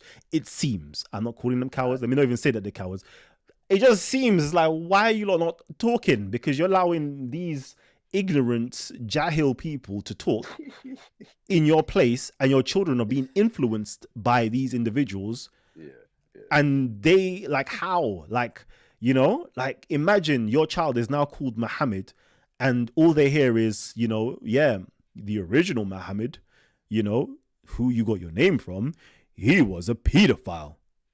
Yep. And then you're hearing from other Muslims saying, yeah, well, he did, yes, yeah, no. They're not saying, no, he didn't have sex with a 9-year-old. They're saying, yeah, we know so, but yeah, no, yeah, we can justify it because that was back then, and, you know, it's like, do you know how screwed up as an African child you would be, yeah, when you know in your heart that this is wrong, but, you know, the naysayers are calling your prophet a pedophile, and, you know, therefore you're named after a pedophile, and then, you know, your own Muslim brothers are now saying, the prophet was a pedophile because he did sleep with a 9-year-old. Like, how messed up you're going to be. And I don't want that for my African children to grow up with that psychology. Personally, if the Pakistanis and the pale Arabs and the European Muslims want to teach that to their children, fair dues. But me, as a responsible person of Black African descent, right, I have the you know, it's incumbent upon me to, like, speak out on this. I'm not Muslim, so it shouldn't be my mantle to be freaking carrying. Yeah. I need the Muslims to stand up against this and speak out against your brothers, yeah, for this nonsense, and make sure your children don't grow up with this mentality, because unfortunately your children are in this country now, yeah, and your mosques, generally speaking, are not ran by Africans. They're ran by these other groups, and these other groups are being funded, and these other groups have a different ideology to your ideology that you was brought up with back home, right? True. And now your children are going to be coming back and saying this stuff, and they're going to be the more educated version of you, and then you're now going to be, as the parent, might start believing this crap as well. Like, yeah, okay, maybe my prophet did have sex with a 9-year-old, but Islam is the truth. Allahu Akbar! And, you know, you now have to, you know, carry on that mantle. It's like, nah, man, like, use your freaking mind, your head. Like, when I heard it, first of all, I'm like, and I'm not Muslim, and I heard this, I was like, no, this is wrong. This ain't what I heard and taught. I was grow up to be taught. Let me go and research this Muhammad yeah, because now I don't have no respect on Muhammad's name in my head, because I'm like, what the flip? Like, are my traditions, like, the people that I learned from, is this a sick pervertedness that they nah, let me go and research this. And me as a non-Muslim, I now have to learn all their different sciences, to come to the conclusion, no, do a whole 3-hour-long video, and you don't know how many books, books, yeah, as a non-Muslim, and I have to now go back and relearn Arabic, yeah, something that I haven't spoken or read in 10 years, yeah, to now go and relearn Arabic, to go and read these books, right, to see the truth of the matter. And the truth of the matter was borne out with I done like 2-3 hour long lectures going through my methodology, my thought process, the books that I'm reading, you know, and getting through to the actual truth of the matter. I did that as a non-Muslim because I had more love and honor for the Prophet Muhammad based upon the people that taught me, based upon my traditions, to clear his name from these false accusations. Then I was happy because I was like, oh, right, even Mufti Abu Layth is saying the same thing as I'm saying. And then look at this now. We have Western scholars such as Joshua Little is saying came to the same conclusion, going through the science of hadith, going through the Western version of Isnad Kumatn, and coming with the same. I'm like, look at that, alhamdulillah. Yeah, praise be to the Arabic God. Yeah, like, but it's not me. Why? I don't need to be doing this. I couldn't care less. You know, like, I'm not freaking Muslim. I'm not going to go to Jannah for this work that I'm doing here. It's not going to benefit me in the slightest. Do you see what I'm saying? It's the politics, because if they come out, I need my African Muslims to stand up now, man, because I'm not here to I'm not here to debate your stuff, and to put your stuff in a good light. Yeah, I think it's the politics, man. You know, if they come out and go against, basically push out their own theology, like or opinions on or interpretation of the Quran. Yeah. What it's gonna do is it's gonna like destroy the whole. Oh, there's only one Quran and there's only one message and there's only one Allah, etc. That's gonna be destroyed. That's destroyed right? a long time ago. So somebody said here, yeah, and God, see, this is how you grab my attention. Show us the evidence that the chains are corrupted. Do you know what? I don't have time for that. I don't even want you to listen to me. Yeah, go listen to this guy right here. Yeah, listen. All right, I'm not here to take any credit because I couldn't care less. Yeah, but I do care about my people, right? Go and listen to, or you could read Dr. Joshua Little. Let's do that. Dr. Joshua Little. Yeah, Dr. Joshua Little. Yeah, right. Is it Islamic Origins? Wherever you can find his work, he's got all of his stuff here. Isnakum. Yeah, cool. Whatever. Go in there. Yeah, you could read his works. Do that. Yeah, from a PhD scholar. Where did he do his Aisha thing, his thesis? Yeah, let me see. PhD thesis on a bridge, blah, blah, blah. Hadith of Aisha, marital age, a study in the evolution of early Islamic historical memory. Right here. Cool. That was his PhD thesis, right? The Hadith of Aisha's marital age, a study in the evolution of early, blah, blah, blah. I've already read that out. Yeah. Click here. I don't know. Click here. There you go. His thesis, 546 pages long. There you go. Go read that. If you want the material, go read that. Don't come to me. Don't come to me.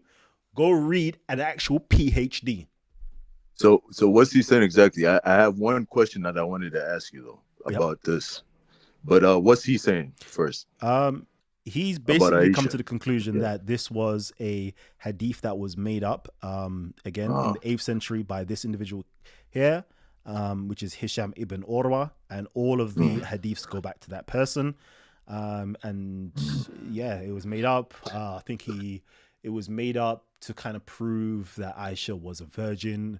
Cause that was, in terms of like boasting about, the virtues of a woman being untouched. Being untouched and so forth. Which I did that as well. I came up, I said, listen, if we go back and we see, different genres that the Age of Aisha was written before it was written into the legal stuff, it was to do with Fadil. Fadil was to do with the virtues of a certain individual. We can see here, for me, I pulled on the word Bikr or Bakr, which means virgin. And I'm always like, but why is Abu Bakr called Abu Bakr? Because he has no child called Bakr, okay? But because, and this is me, I could be wrong. I was thinking like, clearly, because the word Bikr and Bakr, same, roughly, it must mean the chief or the head of the virgin. And who is the only virgin, or, they're trying to make who is the virgin, is Aisha. And then funnily enough, the word Bikr, which means virgin, what was it? I think it was something to do with a camel, like a camel who is like young. It's a young camel, but it's like a pure camel, whatever the case is. It's called Bikr. But Bikr, another word, basically Bikr and the number 9 has a relationship basically. So my thought pattern was that it came from this whole association with virginity, and Bikr being when you trace the camel who's called Bikr is aged 9. So therefore they transposed the symbolic meaning of Bikr into the number 9, and therefore Aisha became 9, as trying to prove that she was a virgin. That was my, when I came up to with the end how it happened. Like, we know it originated with this person. Most people, scholars were saying that, this person's senile. As soon as he moved to Iraq, we don't take from him, blah, blah, blah, blah, blah. But I was like, but why? How did the number 9 come into existence, right? Regardless. Yeah. And I was like, okay. But Aisha was real, though. Huh? But Aisha was real, though. Like, it was like that story is real, that, she's one of Muhammad's wives. Supposedly. I don't believe any of them, though, personally. Okay. So you just don't believe any of the hadiths? I say this, right? There is too much conveniences with the hadiths, right? Yep, I agree. In terms of, bro, all of these wives, but you can't produce any children. Sorry, all of these wives, but you can't produce any male children. I just don't believe. Like, when I go through the hadiths and, certain things like, Muhammad was 40 years of age. This is another symbolic number. Khadija was 40 years of age. This is another symbolic number.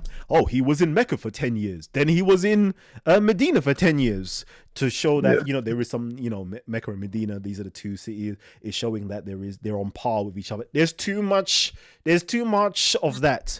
Then you tell me, like, you can't, as a Muslim, you can't even tell me when this nigga was born, right? Yeah. Oh, he was born in the year 570, in the year of the elephant. Nigga, please. No, we've got archaeology.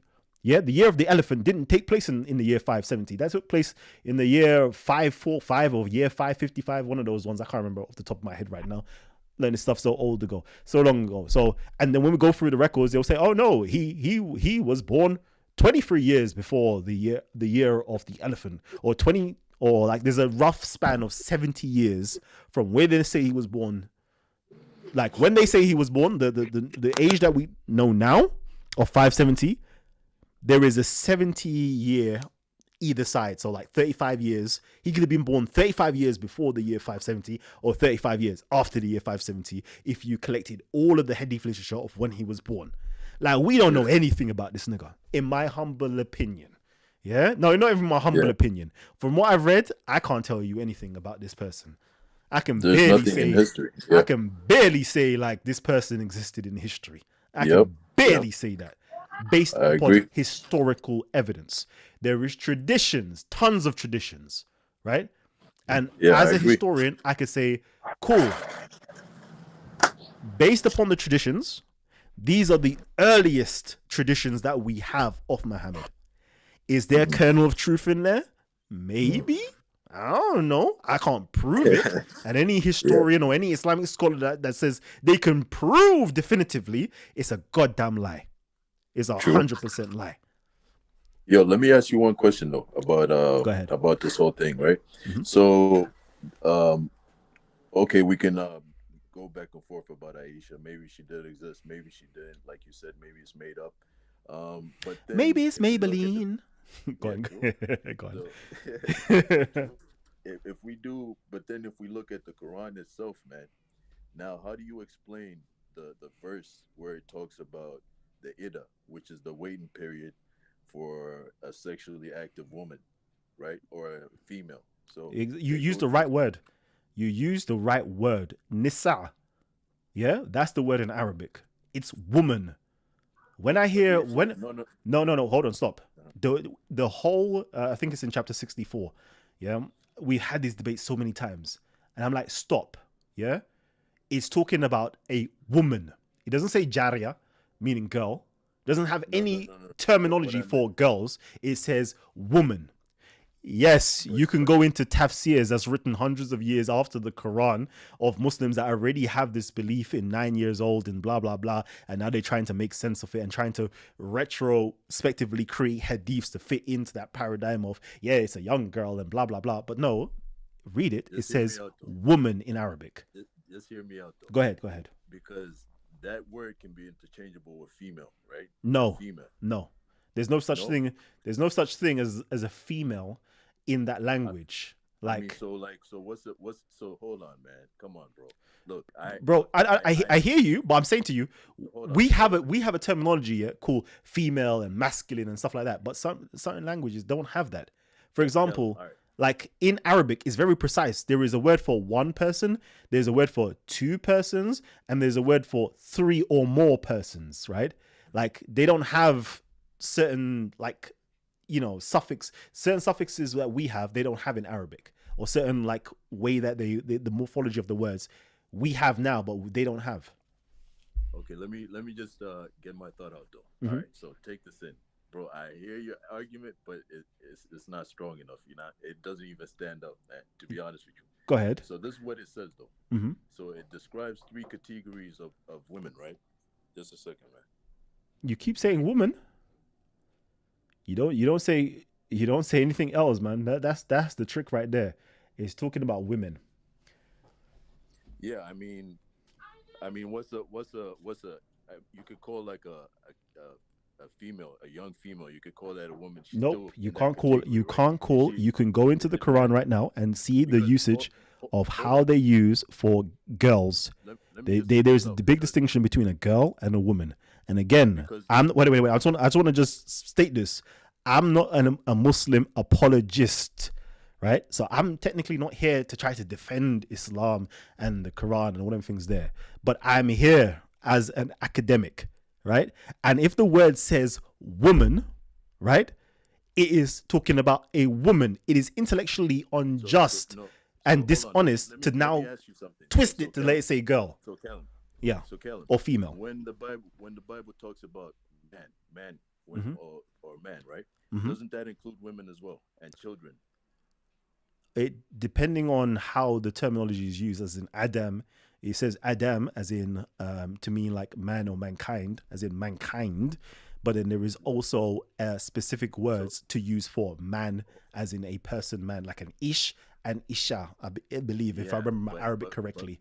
but So, but they what don't my use point is, ish to refer to isha, meaning women. Ish is a separate term hold for on, specific men or man. Callum, you answered my question, bro. Hmm. You answered my question. You were honest.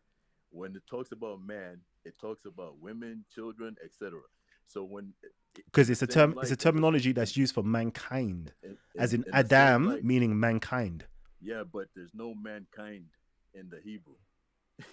But It doesn't say kind, mankind. It doesn't say that. We're the ones that say that. yeah, that's what we're saying. But that is what its meaning is to say that it is inclusive And that's what of. I'm trying to explain to you when it Yeah, comes but to this verse, no, bro. but When it's inclusive you're of young using, so girls. for So example, hold right? on. For Let me example, just show you the proof. go ahead. So let me just show you the proof. So with the Ida verse, it talks about three categories of women, right? Hmm. So it's older women who are in menopause, meaning that they don't Where did you find that? menstruate anymore. Where did you find that in The tafsir? Ida verse? No, No. to do with older women. So okay, I find that from the Quran. If you basically like interpret what it's saying, No, so it says you it's found three that from categories. the tafsir, No, no, right? no, no. If you read the It says Quran that as a too. It's piece of supported by the literature, tafsir. go on. It's supported by the tafsir, but then bro, if you just read it, it's telling you what it's talking about. Like, let me just break it down All real right, quick. I'm gonna whilst you're doing that, let me just go to Corpus Quran, right? Corpus Quran right now, is it 65 verse 4 or something? I don't know.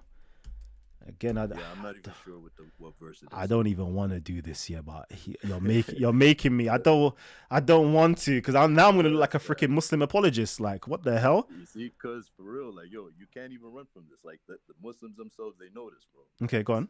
Nobody argues with it.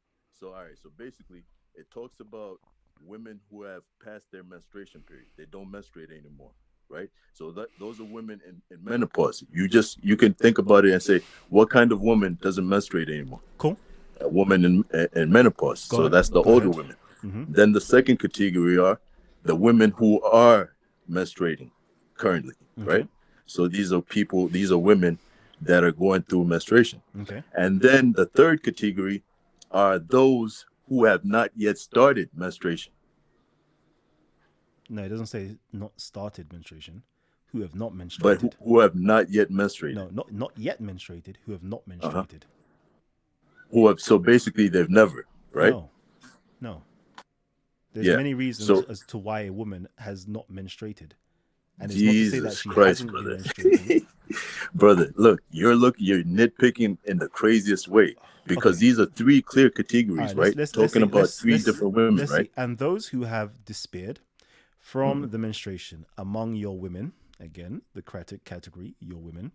If you doubt, then their waiting period 3 months, and the ones who have not menstruated, and those who are pregnant, their term until they deliver their burden, and whoever fears Allah, He will make for him of his affairs easy.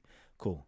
So again, it says here, and the ones who not menstruated. Yeah. So who are those? You tell me.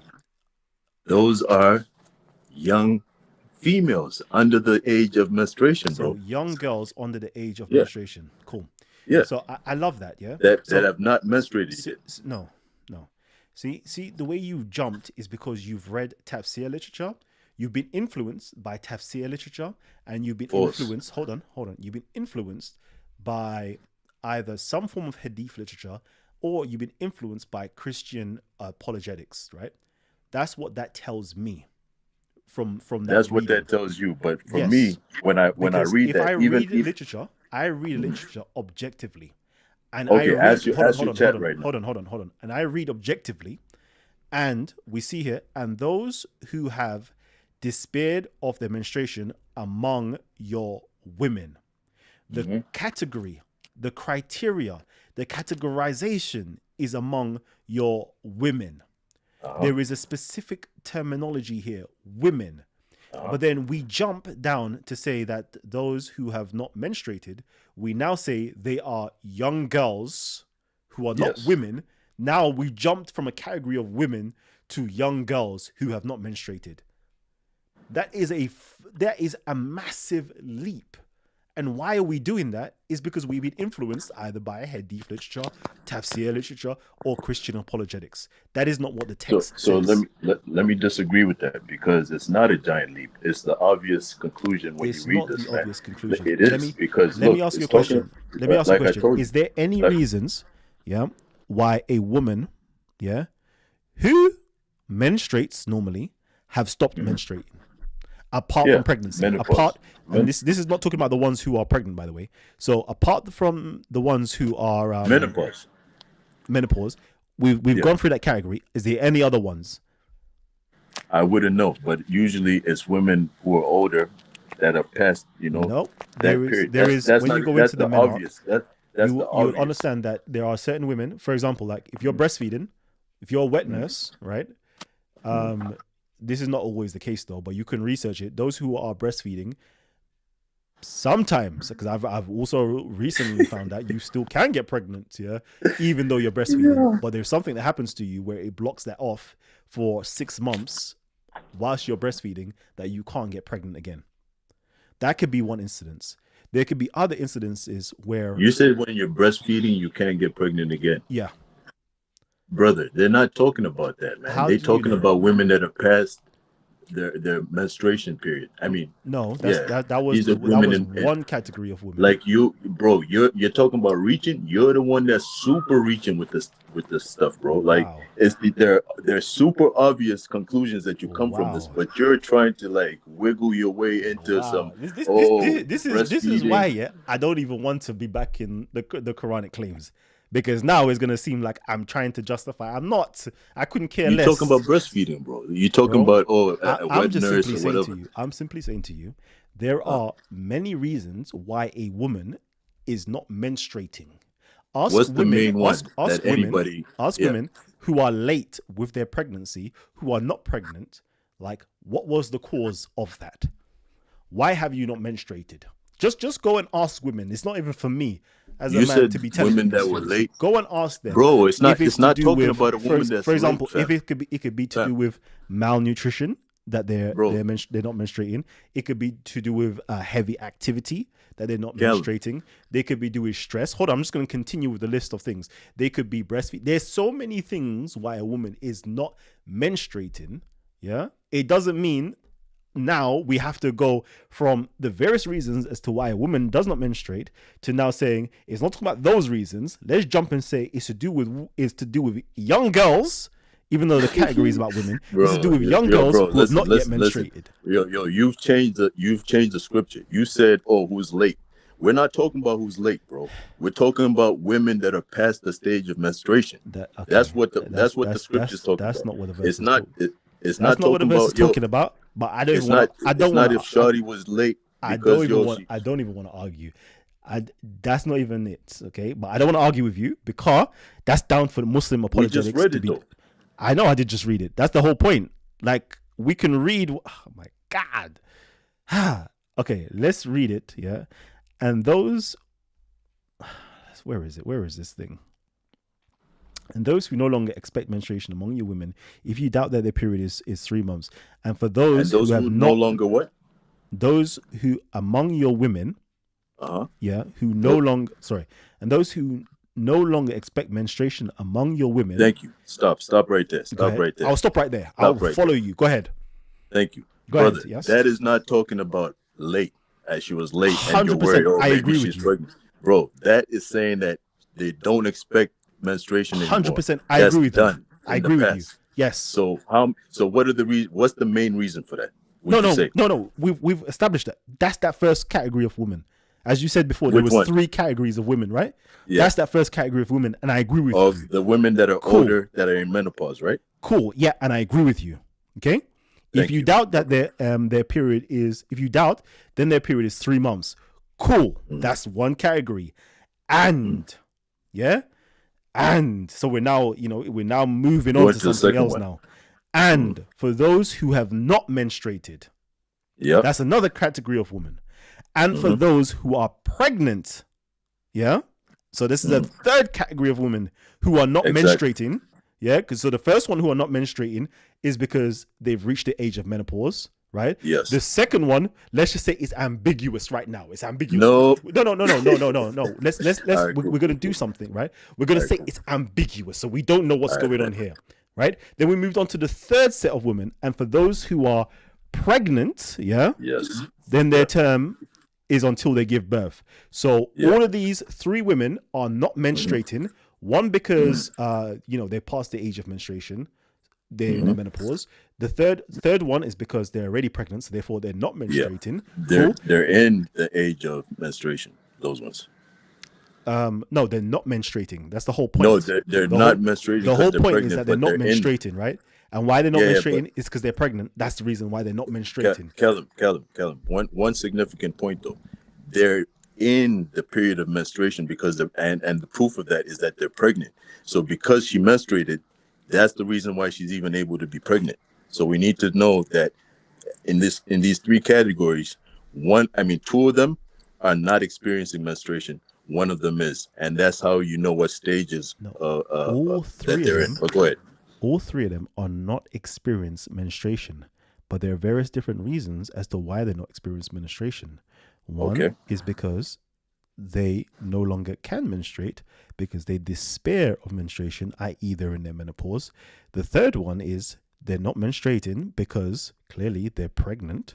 So we don't need to wait for 3 lots of period. We know that they're pregnant. We're just going to wait till they give birth, and then we can actually marry them. The second group, my argument is, it just simply says, and for those who have not menstruated, meaning there is a reason as to why they have not menstruated. It's not listed here. The reasons could be various different things. Cool. But you're saying, even though the category is women, you're saying this is to do with girls who have not yet minor women. Minor women. Exactly. Now let's do what we did with the first group, right? And let me just ask you straight up, man. Now, if we say females that have not menstruated, but it's not talking about females. It says specifically women. It is. It says specifically women. Bro, the word female doesn't exist in Arabic, right? So we have to assume that that's what they mean. But why are we assuming? This is the whole point. Like, because we're reading the ass out of you and me. No. Okay. No. You know what? Let me do gratis. Let me be graceful. Yeah. again, Like I don't want to be arguing this year because it's not my beef, it's not my battle. Yeah, I'm only arguing from the point of what it actually says. Okay, so please, anybody watching I'm this, doing the same do thing. not misconstrue me being a Muslim apologetic. Right? I'm just simply a person who's reading something, a literature, and I'm being true to what the literature is stating. But anyways, I I don't even don't want to know, do it. bro. I don't, no, you know what? I don't even want to do it. My brother, love you, but I don't even want to do it because I don't want to get mixed up in that type of field. So hold tight you for that one real quickly. Let me just quickly go back to the audience members real quickly and see what they have to say. Yeah. And if any Muslim would like to come in and have that conversation with my brother, please feel free to come on in and have that conversation. But I'm not even trying to be debating that. Okay.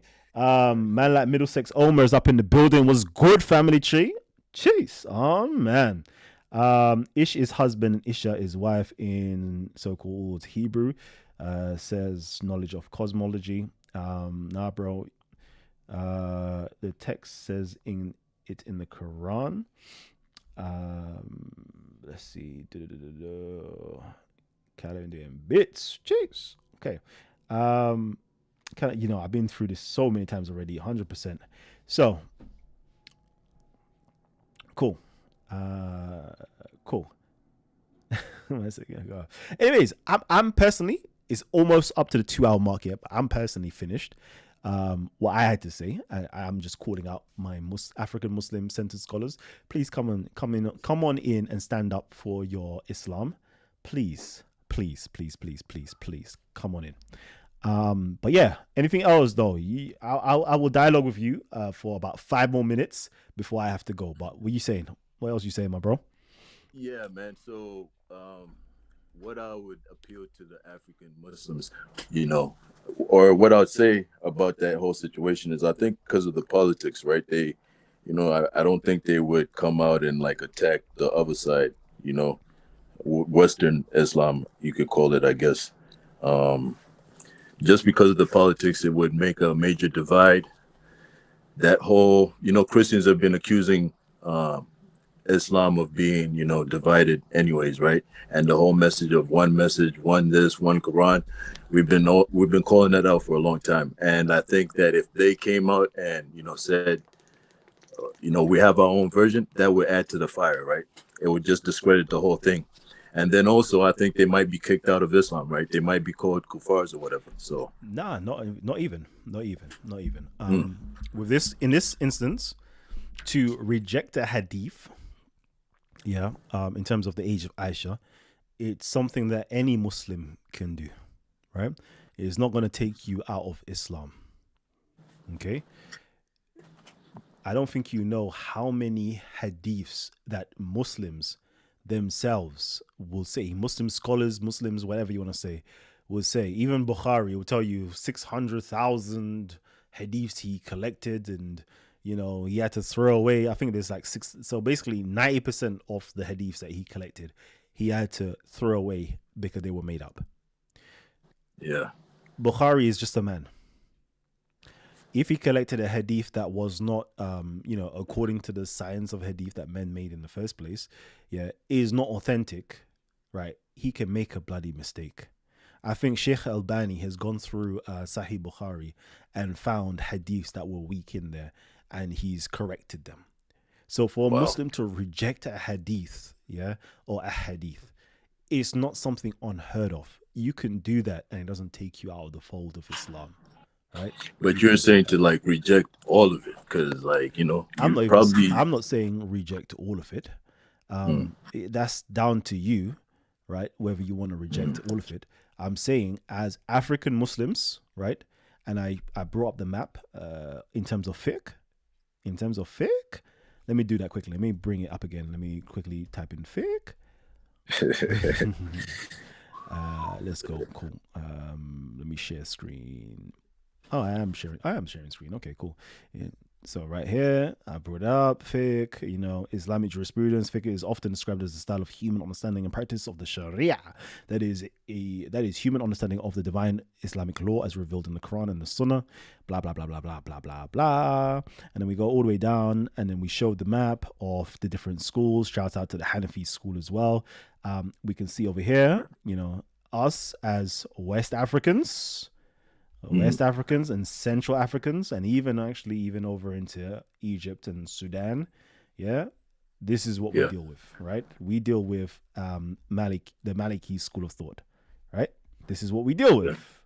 Okay, and that one doesn't include any hadiths. Is that what you're saying? No, it does. It does, okay. But he had a methodology as well. I think his methodology was kind of same as what's his name? What's my Jafar al-Siddiqui. I think it's Jafar al-Siddiq. I can't remember the name now, but he's like he's definitely revered in like Kemetic circles, put it that way, in the Hermetic schools. 100% revered. Let you know that for free. He has the same thing. Like if it goes against your reasoning, if it goes against the Quran, if it's a hadith, you throw it at the wall or something like that. That was him.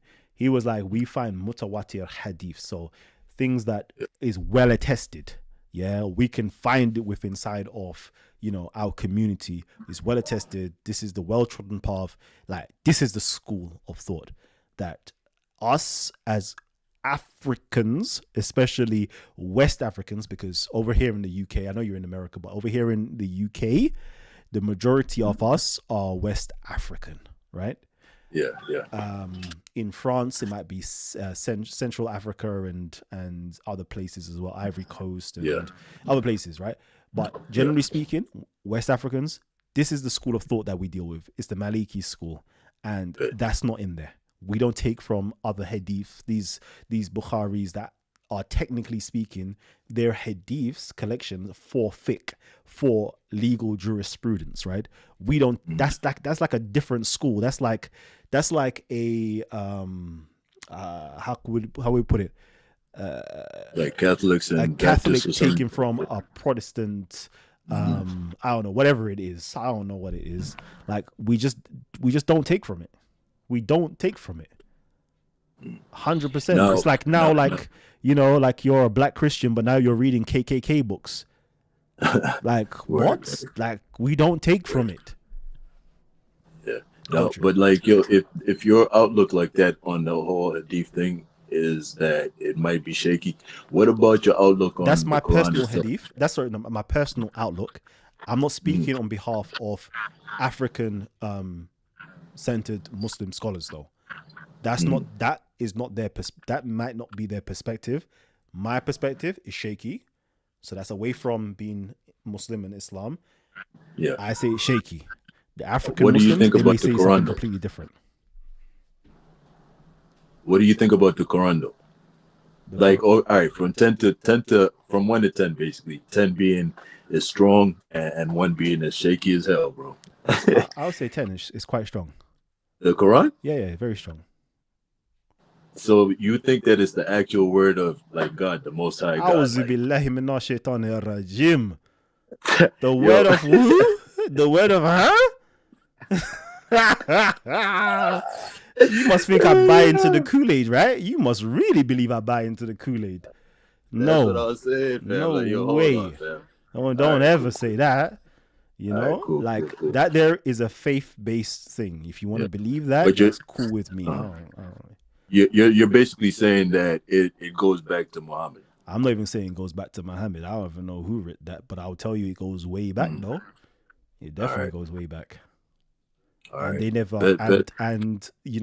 it seemed, based upon academic studies, it seems as though they never how can I put it, troubled that book in later years. It seems as though they tried to keep it as is from the time of Uthman, Abdul Malik, and so forth. Like they tried their very best to preserve or the canonization. Okay.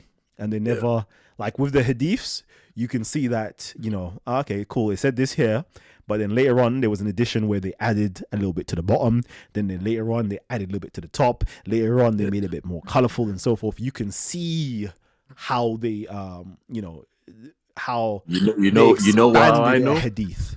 But with know the how I Quran, it know doesn't that seem you as though know. they did that.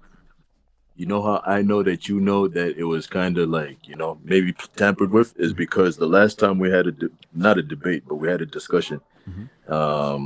You probably don't remember. You be having all these, so many of these, but we had a discussion. I think it was maybe a year or 2 years ago, and you're talking about how, the Quran agrees with the Bible in terms of what happened to Jesus. Remember that? Yeah. But Well, you probably, let me just refresh your memory. That's what you were arguing. And so from there, I have to conclude that, you probably think it's been tampered with because that's not what it says today. But there are that's like not the clues and understanding hints. today. There are like clues and hints that point towards that being the truth, Yeah. Yeah. I would say that's not the understand. Again, yeah. The Quran, it says one thing, Muslims say another thing. 100. I agree with you 100%. That's what you need to learn. Yeah. If you want my opinion about the Quran, I will tell you that is written by Judeo-Christians. That book is written by Judeo-Christians. There's nothing in that book that goes against Christianity. Although, Western Christians believe that. But I've read too much Christian works, to know it reads just like a Christian book that was written in the 4th and the 6th century. It follows perfectly with how can I put it, late antiquity writings of Christianity. Perfectly. The Christology is a Christian Christology. Yeah, you don't want to believe it, but it is. The talks about Allah is very Christian. Is very, very Christian. In my humble opinion, that is my thought pattern on it. Okay. Last thing I'm gonna say before I get off this, because I know you're about to get off, but I truly just just adding two cents to what you just said. I think that I read about the whole Nestorian heresy, and I think that's where Islam began with him, because it says that after that, right? Because he was concerned about the whole title Mother of God, you feel me, and how he thought that was kind of like blasphemy. Yeah. And then it became a big thing. Yeah. And so he was excommunicated or whatever it is, but he kept on with his own church or monastery, and that spread. And they said that there was one in Arabia as well. Yeah. But I would say that there isn't a direct Nestorian link, but there is definitely Eastern Syrian links that came through. So when you hear about, Jesus always being called Mary in relationship to the Messiah is like Jesus, Mary, the mother of Jesus, the Messiah, or something along those lines. It would always say that because it's a direct polemic against the other Christians that was calling Mary the Theotokos. Yeah, the mother of God. Right, so it's a direct polemic. So you need to know what was going on in late antiquity. Listen, you need to know what's going on in Christians in late antiquity to figure out the discussions and debates that were being taking place, and how those conversations now came into the Quran, where it's now using specific verbiage that only Syrians or Eastern Syrians were using. Like, we understand that. Like, we can see it. Like, if you know literature, you can see when it talks about, the people of the ditch. This is something that took place with Christians in South Arabia, like literally 40 years before the supposed, time of Muhammad and his things. Like, we can see it. Like, we can see all the Christian stories in there, like 100%. It's only retarded individuals.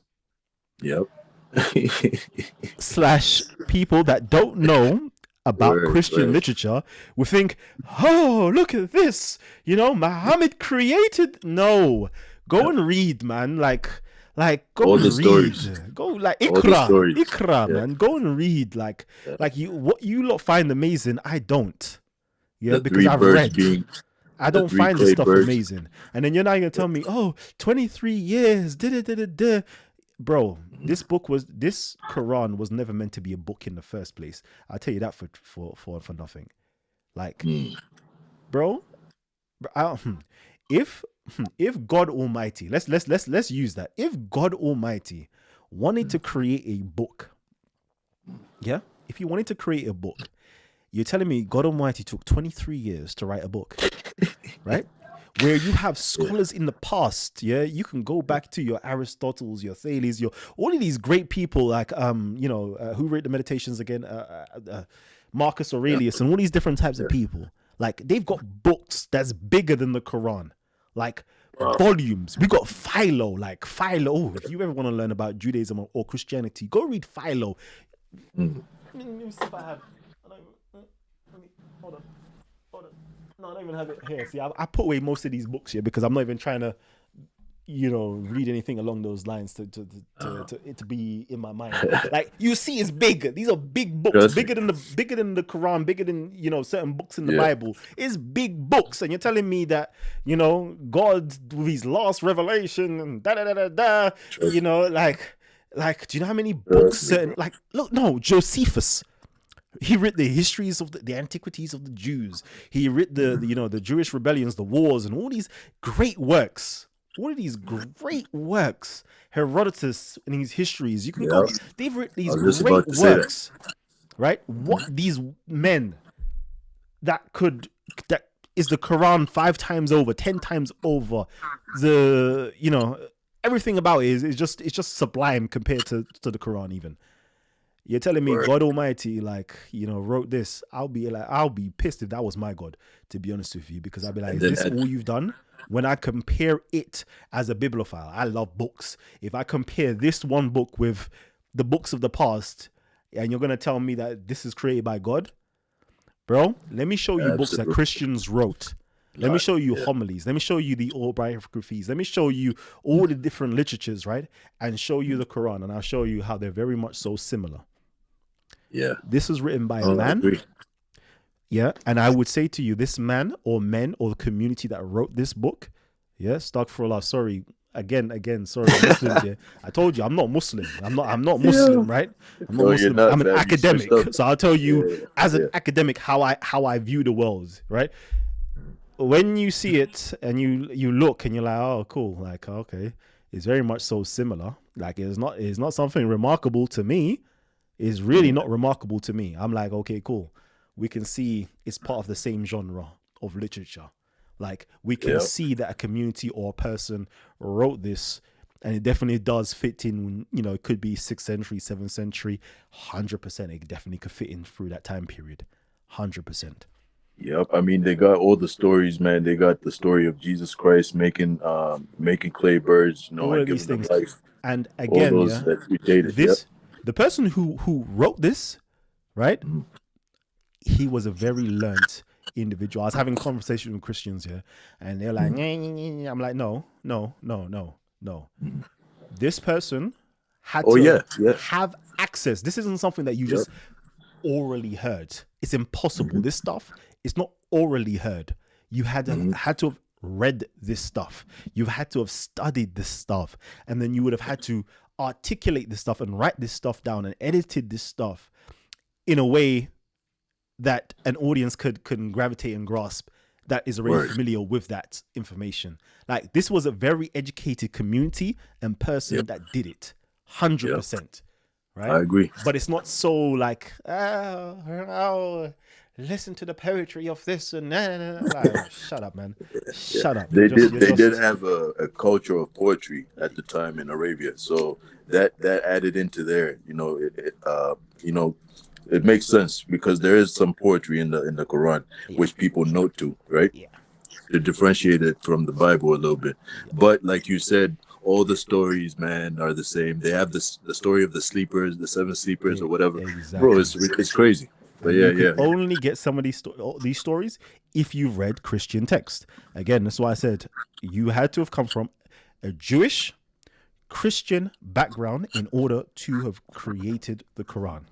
For example, when I read like modern books, I can tell you, oh, cool, you've read such and such. Like you've read Shakespeare because I can see, you pulled a bit from Shakespeare, or no, you read a bit of Plato because you pulled from, like, if you've read so much literature, you can see where other people are pulling from. And the Quran, I'm not shit talking it. It's a beautiful book. And I can tell you it's written by well-educated individuals. And it was built for a certain group of people, i.e. Judeo-Christians. And it was preaching towards Jews and preaching towards other Christians as well, and trying to convert people and blah, blah, blah, blah, blah. It's very much so. It is beautiful. I'll tell you now, it is very beautiful, but it's not, don't overhype it, man. Let's not do that. Yeah. But if it's your faith and it's your belief, I understand and I don't hold it against you. But from an academic perspective, I'm like, I've read so many books that's much more better than that. 100%. Anyways, family tree, let me go before I get a fatwa put on my head. Someone says Ahmed will debate you. Okay. I had studied Judaism, says knowledge of cosmology. Okay, family tree, remember, I'm going right now. But if you would like to come in the back, right, and you can have conversations with my brother right now, Easy Bands will be here, but I'm going. And I want to say, peace and love to you guys. Hopefully you lot enjoyed the show. The next show we've got coming up is to do with the stabbing of the mother of the 3-year-old at Notting Hill Carnival. I'm going to talk on that. I'm going to talk on that. And hopefully if you guys would like to come in and have a discussion, we can have a discussion as well. But again, I want to do more African-centered scholarship on religion, so we can definitely discuss Islam as we've kind of done today. We can discuss Christianity, we can discuss all those things, but I also need to keep it real with what's going on in especially British culture and the madness that's taking place, and this one is mainly about how can we best protect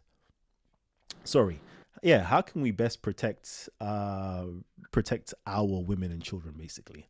Like, how do we do that? Can it be done? What is the solutions? Because I was listening to Jedi, and yeah, man, that touched me still. I'm like, I need to do a video on this Notting Hill Carnival thing right there. Okay, cool. So yeah, we're gonna do that tomorrow, hopefully. Although I've got a Titans TV Talk with the Titans thing going on, which is gonna be recorded in the studio, so it's gonna be a bit techie, but I'm gonna do it. Wallah, I'm gonna do it. Anyways, family tree, love you guys. I will catch you guys on the next one. Remember, if you ever want to get in contact with me, just tag Titans TV. Please hit up the like button and share this with a friend. And hopefully you guys learn something from it. I'll catch you guys in the comment section. I see some of you guys are very vocal in the comment section. I look forward to seeing you guys. Come to living God, true Yahweh. Yeah. Again, I got no problem with that. Yahweh is the true living God. Yeah. Word. All right. See, this is what most people don't know. Like, I actually go to church and I have a good time at church. Like, they word.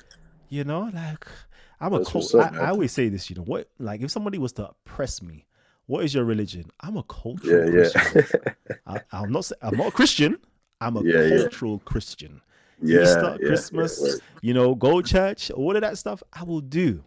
But again, if my Muslim brother say, yo, brother, come masjid with me, like, we're going Jummah on Friday, I'm like, cool, let's go, man. Like, let's go. You want me to lead prayer? I'll lead prayer for you, Allahu Akbar, Allahu Akbar. Come to Salah. Hey, Allah, Falah, hey, Allah, hey, Allah, Salah, hey, Allah. I can do all of that. They're going to give you lessons when you show up at the masjid, bro. Like, our brothers would be like, it's kalam, that snake, kalam. You get me? But then when I roll squatted up here, they're like, they ain't saying nothing. They're just thinking it in their hearts because they can't say nothing. But anyway, so like, I have love, innit? I have love. I don't really, them ways there. I'm like God. I don't see color. I don't see color. Trust me, bro. Like, Trust me. That's one thing we got to get over. Real shit. You see it. For me, I already said it on videos before. I am a God. I am a God. But the problem with me being a God, That's my problem. Most people have a problem with me being God because they now think I have a supremacist ideology. No, that's what you would have when you believe you're God. Me, I also believe that my brother Easy Bands is God. I believe John McDermott is God, and we're all children of the Most High. And I will Word. show you your due respect. I will treat you like you are God.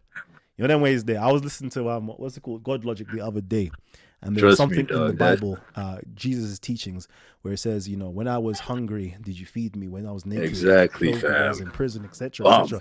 No, Lord, I never trust see me. you in all these places. I tell you. Anyways, he Trust me. breaks it down, and that's what I'm saying. Like, when I Trust say me. I'm God and you're God, like I treat Yeah. you like you are God, Yo, and that's I want deep, the fam. best for you. Yeah. Yo, that's deep, fam. That's a good message to end the show with, man. That's deep, fam. Yo, love your neighbor as you love yourself.